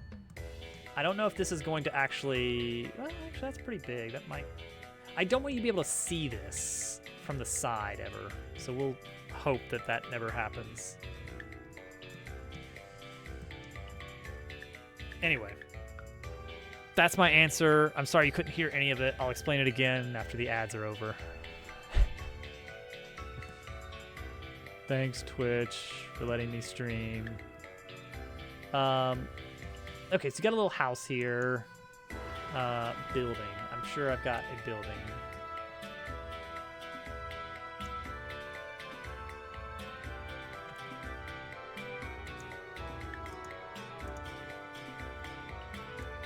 Shop.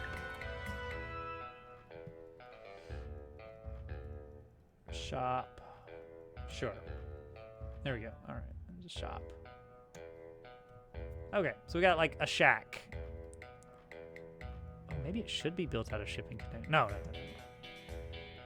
Anyway, hi Vander. Welcome back from ads. Sorry about that. Terrible timing. My answer is basically Blueprint is like node-based programming, and I think in line-based coding. Thank you for the follow. All follows are anonymous. I feel like the blueprints help speed up game development. Fast keep track of nodes. All Blueprint nodes are based in C++, so you can manually type it as well in Visual Studio. And then there's the thing of, but I need to get more comfortable at C++ to do it that way. So it's either I'm doing it the slow way, where it's like I know what code I want, but I have to translate into these little nodes and then drag and drop them, and it's annoying to work in like a 2D space when I'm used to working in text. Might just be biased because just started, but the ease of being able to build full moving characters with stats and UI and inventory in under one day of no experience has been great. Absolutely. I love that it opens this kind of process up and makes it accessible to people coming in just from nothing. That's great. I love that. It doesn't work as well for me. The C++ would, if I could get decent at C++. Someday I will find the time to brush up. I did some C++ in school. It's not like I can't do C++.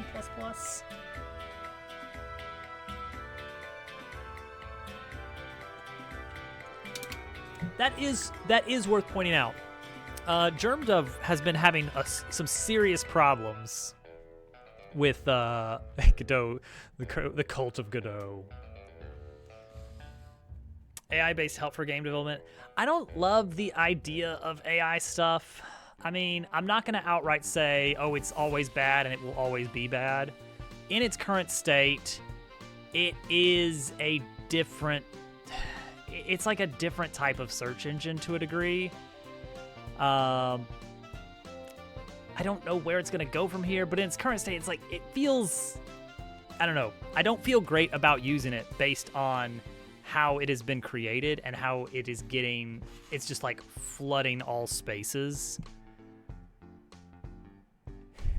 And I know what kind of code I put on GitHub. I know what they trained that stuff on. I wouldn't trust that. No. They let us trial run some of that stuff at work. I do software development full-time job. And they were like, "Hey, we got these new tools. Try them out. Let us know. We're still in the testing phase. We don't know if we're going to use these or not. Give them a go." And I tried it, and it was really funny. Let me give you a tangent story. This is really weird because the way that our business runs, this is very atypical, but we had an intern very briefly. For the most part, it's been like temp to hire. Like we get a temp, and then after they're there for a while, like, okay, you know what, just stay here full time. They're like, oh yeah, I'll sign up. You're my new employer. But for some reason or other, one time we had a temp, and they were hired in to do development, and they could not program. But what they could do was they could look at Visual Studio and see whenever they typed some code that a little squiggle would appear sometimes that would say, hey, this is invalid. Do you want to change it to this? Because that will compile. And that's how they fixed their code. They would type what they thought the right code was, and then they would go to all the little squiggles and say whatever the first option was, they would click that. No, I'm serious. And you know what the scariest part of the story is?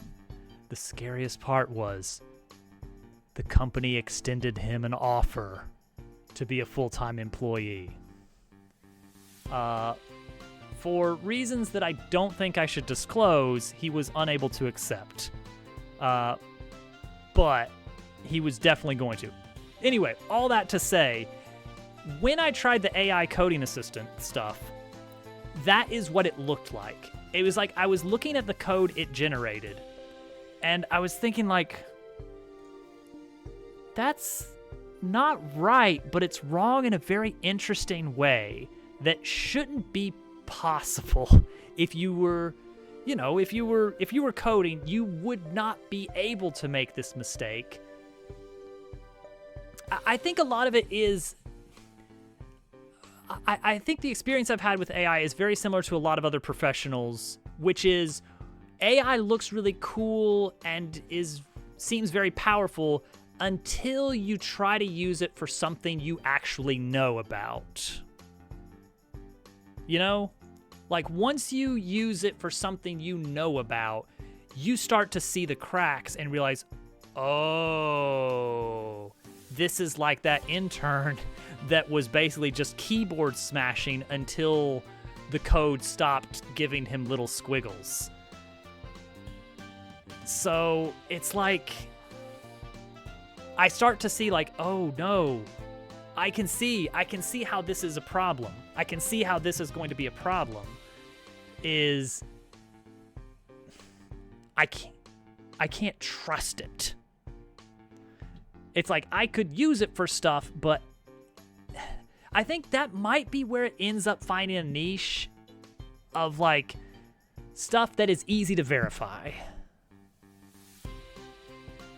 The problem is that a lot of people are using it for things that are not easy to verify, things that will need to have all of this very accurate, detailed stuff that would actually take time to look over and be like, No, no, no, this right here is wrong.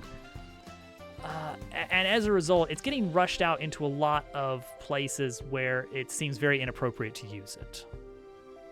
And I think coding can be one of those places, but as it stands, I think it can be useful, but in its current state, it is kind of like copy-pasting code from Stack Overflow.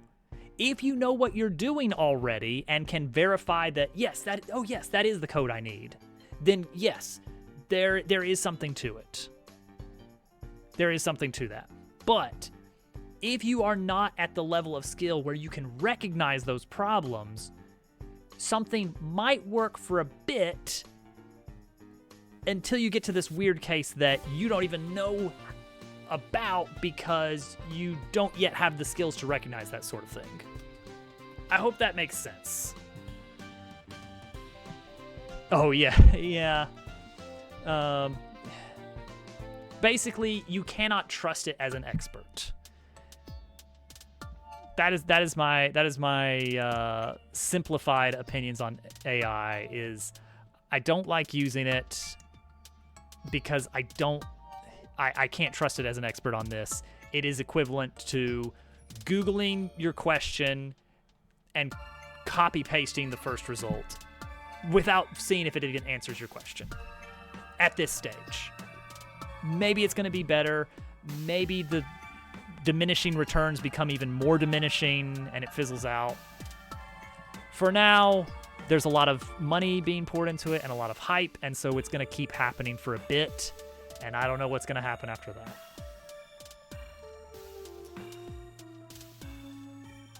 There's my soapbox, my 2 cents. Thank you all for coming to my Dobbs talk. Ugh.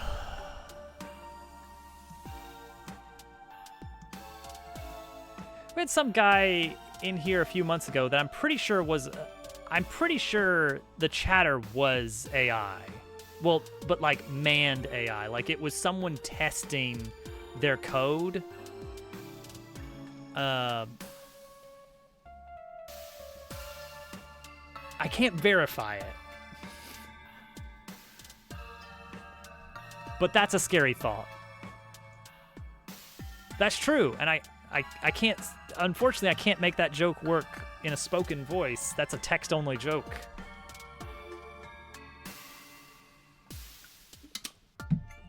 But anyway. No, I'm quite proud of what I've made in this game, especially from the fact that none of this is made by AI.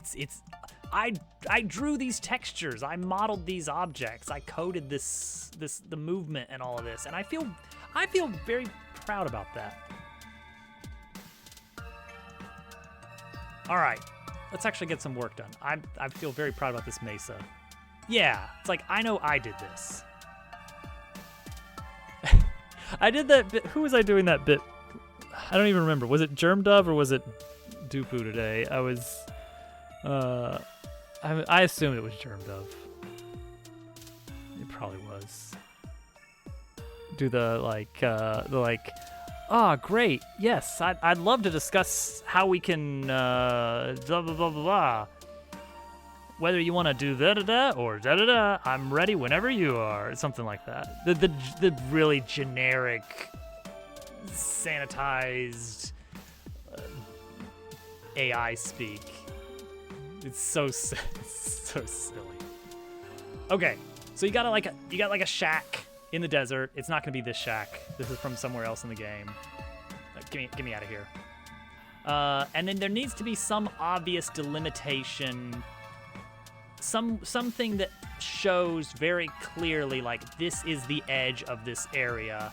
If you keep walking, you are leaving this zone and going back to the field travel mode.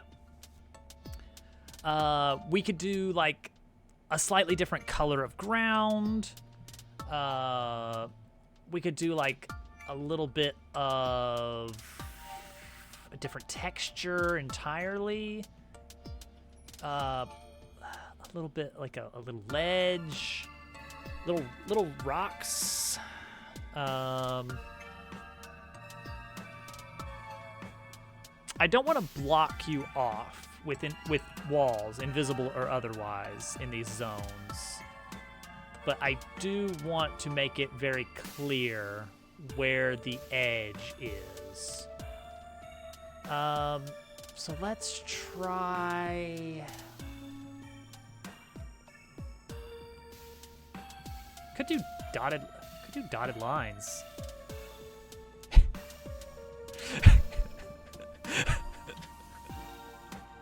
Perfect, Al. Perfect. Great takes on Al. Oh, thank you for the Posy party. Posy's just flying all over the place. Where is she? She's passed out on the floor. Let's try... We're going to try some things that will just make it easy to set this up in multiple scenes. So let's try doing a mesh. Let's do a cylinder mesh, okay? And we give it like a radius. No cap. New material with no culling. Okay, so we get this. They're at home at the desert. They are. Home on the range. So something kind of like this, but like more subtle. I've got that stripe texture. I wonder if we could use this to do it, to make kind of like a dotted line. I love being able to like reuse these textures in weird and different ways. So we do like alpha, ooh, no, okay, yes, but then we mess with the UV and we scale it up to like 100. That, see, like a little dotted line, you see what I mean? 200? And then bring it down. Is this reasonable? Kind of. Change the color of it to be like, I don't know, something like that. Do unshaded. Definitely unshaded.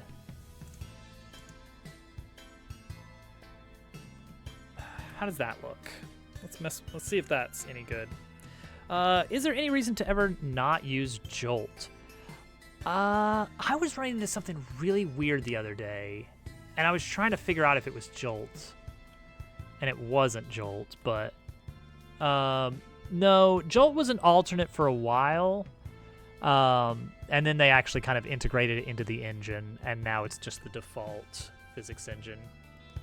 I'm sure there's some weird edge case, or maybe even performance case, like in some situations, maybe default physics are more performant. But I don't know for sure. Got this weird little hangnail. Hold on. Everybody stop. I'm having some problems with my cuticle. I actually don't know what a cuticle is. I don't know what part. I know it's fingernail related. I'm just gonna have to live like this. Oh, it's very uncomfortable. I can feel it brushing against my finger. Something kind of like this. Change the albedo on that. Make it darker. Actually, no, that doesn't look good at all. See, it just looks like a line. It just looks like a big circle around the area, which is fine, I guess. That's one option. It's to be like, okay, if you leave this circle, you'd want it to be bigger, of course. Still bounce the ball a bit on default. I'm gonna switch to Jolt, just instantly fix it. Yeah. Jolt works well for some things really well. What was the issue I was facing the other day? I was getting like a weird crash. Oh, I remember, it was the puzzle in Chapter 2 Dungeon. Those little wire box puzzles It was like if you completed one, you didn't have to complete it. It just had to generate a second puzzle, and then if you tried to leave the room, the whole engine would crash. It's really weird. And it was related to me using the duplicate call. I was doing .duplicate or .duplicate to make a copy of a node.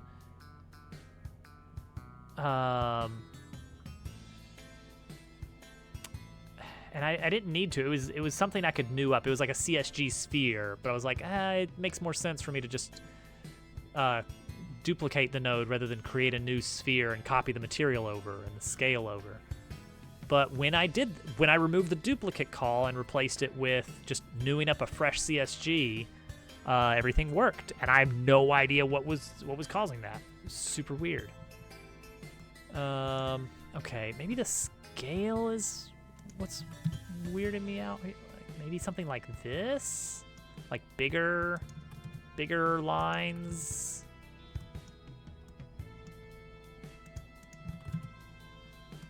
Is that good? Maybe that's good. Okay, let's see if that's any better looking. Okay.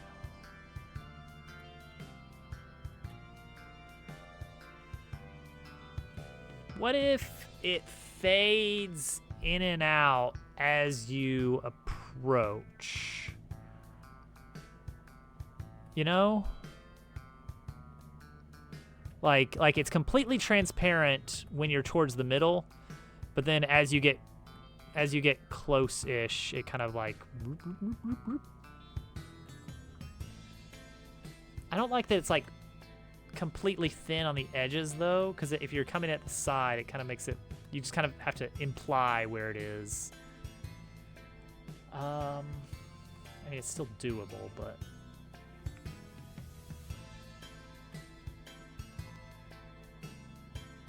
the normal exit code is not going to work here as well because it requires an area. And I don't think we can invert an area's effect. Well, maybe we can. I don't know. What's the, this isn't official. I'm just checking these shapes. No. You wouldn't be able to do that. Okay. You couldn't do like a torus shape, collision shape, which makes sense. That would be weird. But like something, but what if you could do, all right, copy this material. Let me make this a torus. 12.1. Where is it? And then transform position here. I see. Is that how the material works? That's interesting. Why does it do that way? Okay. No, that is weird. Why does it, like, grow so gray around the edges there? That's supposed to be transparent, and it is transparent, except if you're looking at it from the side a little bit. Oh, culling, probably. Oops, I lost it. There we go. So turn culling back on.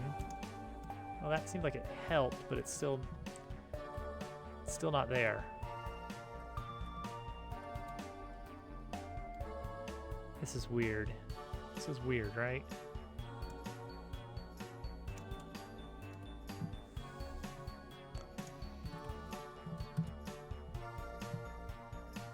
Okay, so I mean, it can still be something like this, of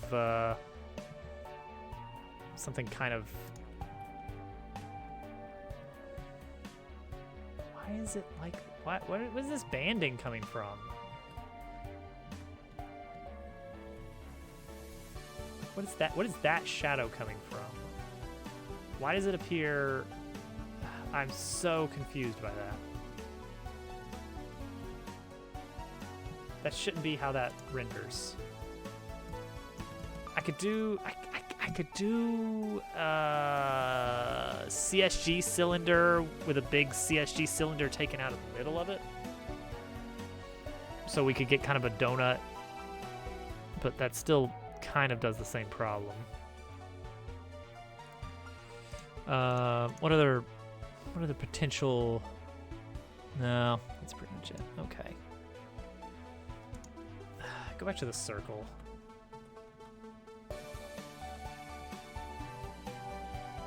To the circle dotted line. Maybe not even a dotted line. Maybe we just do a straight up full line. I can even have it rotate if we do the dotted line though, so that's kind of nice. That's kind of cool and interesting. So if I made this like a full code block, it would be like, okay, if you're, it's like I have to have a center point. So it'd probably look like this, more realistically, to make sure that the whole thing is in the middle. It would monitor the player's position. Compare it with this. And so then you can just like walk off the side or walk straight forward. And then I guess like when you first arrive, you'd be like in the middle of the zone, so you'd be kind of invisible. It'd be kind of invisible. But yeah, we can adjust the transparency based on your proximity. Provide it with a radius, a center point, and then what, I guess, entry code it returns you to. We do need to figure out how the entry code stuff is going to work, because we're not going to be able to use our normal code exactly. It's going to be a little bit different. But the entry code should still be applicable, because I still need to tell it to monitor, like, okay, you are moving to this location when you return to the map.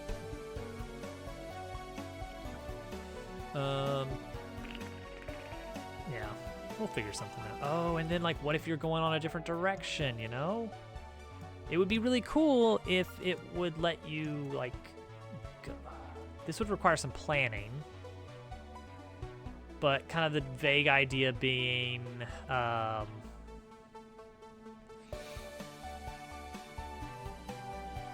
that if you exit to the left, then you exit the cell on the left side. If you exit to the right, you exit to the right. What I need to do is make sure that all of those surrounding cells are available to exit to, because I don't want a case like, oh, I exited to the right somehow on this, and now I'm soft locked trying to walk to the right. We'll figure something out.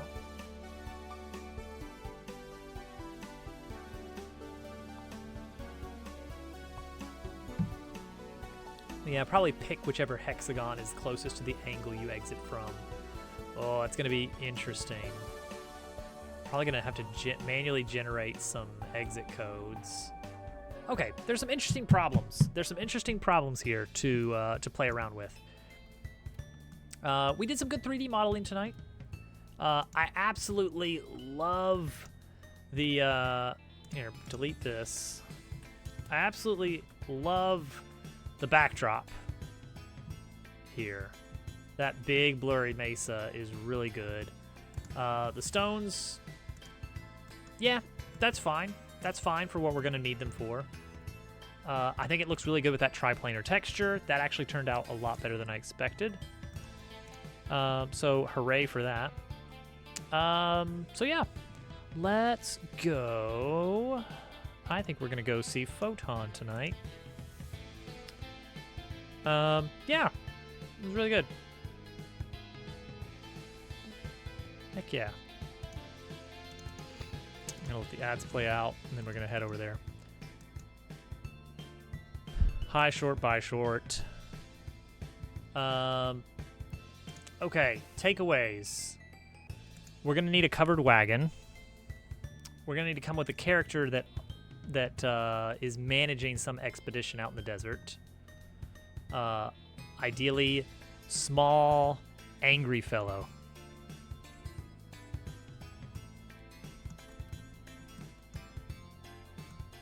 And he needs to have some kind of motivation to be willing to just kind of like wander around and explore. But yeah. Okay, there we go. We're raiding over. Shiny objects are always an excellent motivation up to a point. It was a fun evening. We had some good talks. Even though it was a little bit distracting, I kind of got off topic a bit on the actual thing. So to do items for tomorrow maybe is we figure out the code for exiting. I love how good it looks to be out in the middle of nothing here. Like this is a fun screenshot. Yeah, this will be expansive. Like you'll really feel like you're in the desert, lost forever. The mesas are not going to be part of the prefab node for the environment because the view from each hex is going to be a little bit different. You're right, there should be some mirages. Add it to the list. Yeah, have a good night, everybody. I'll be back tomorrow. Bye.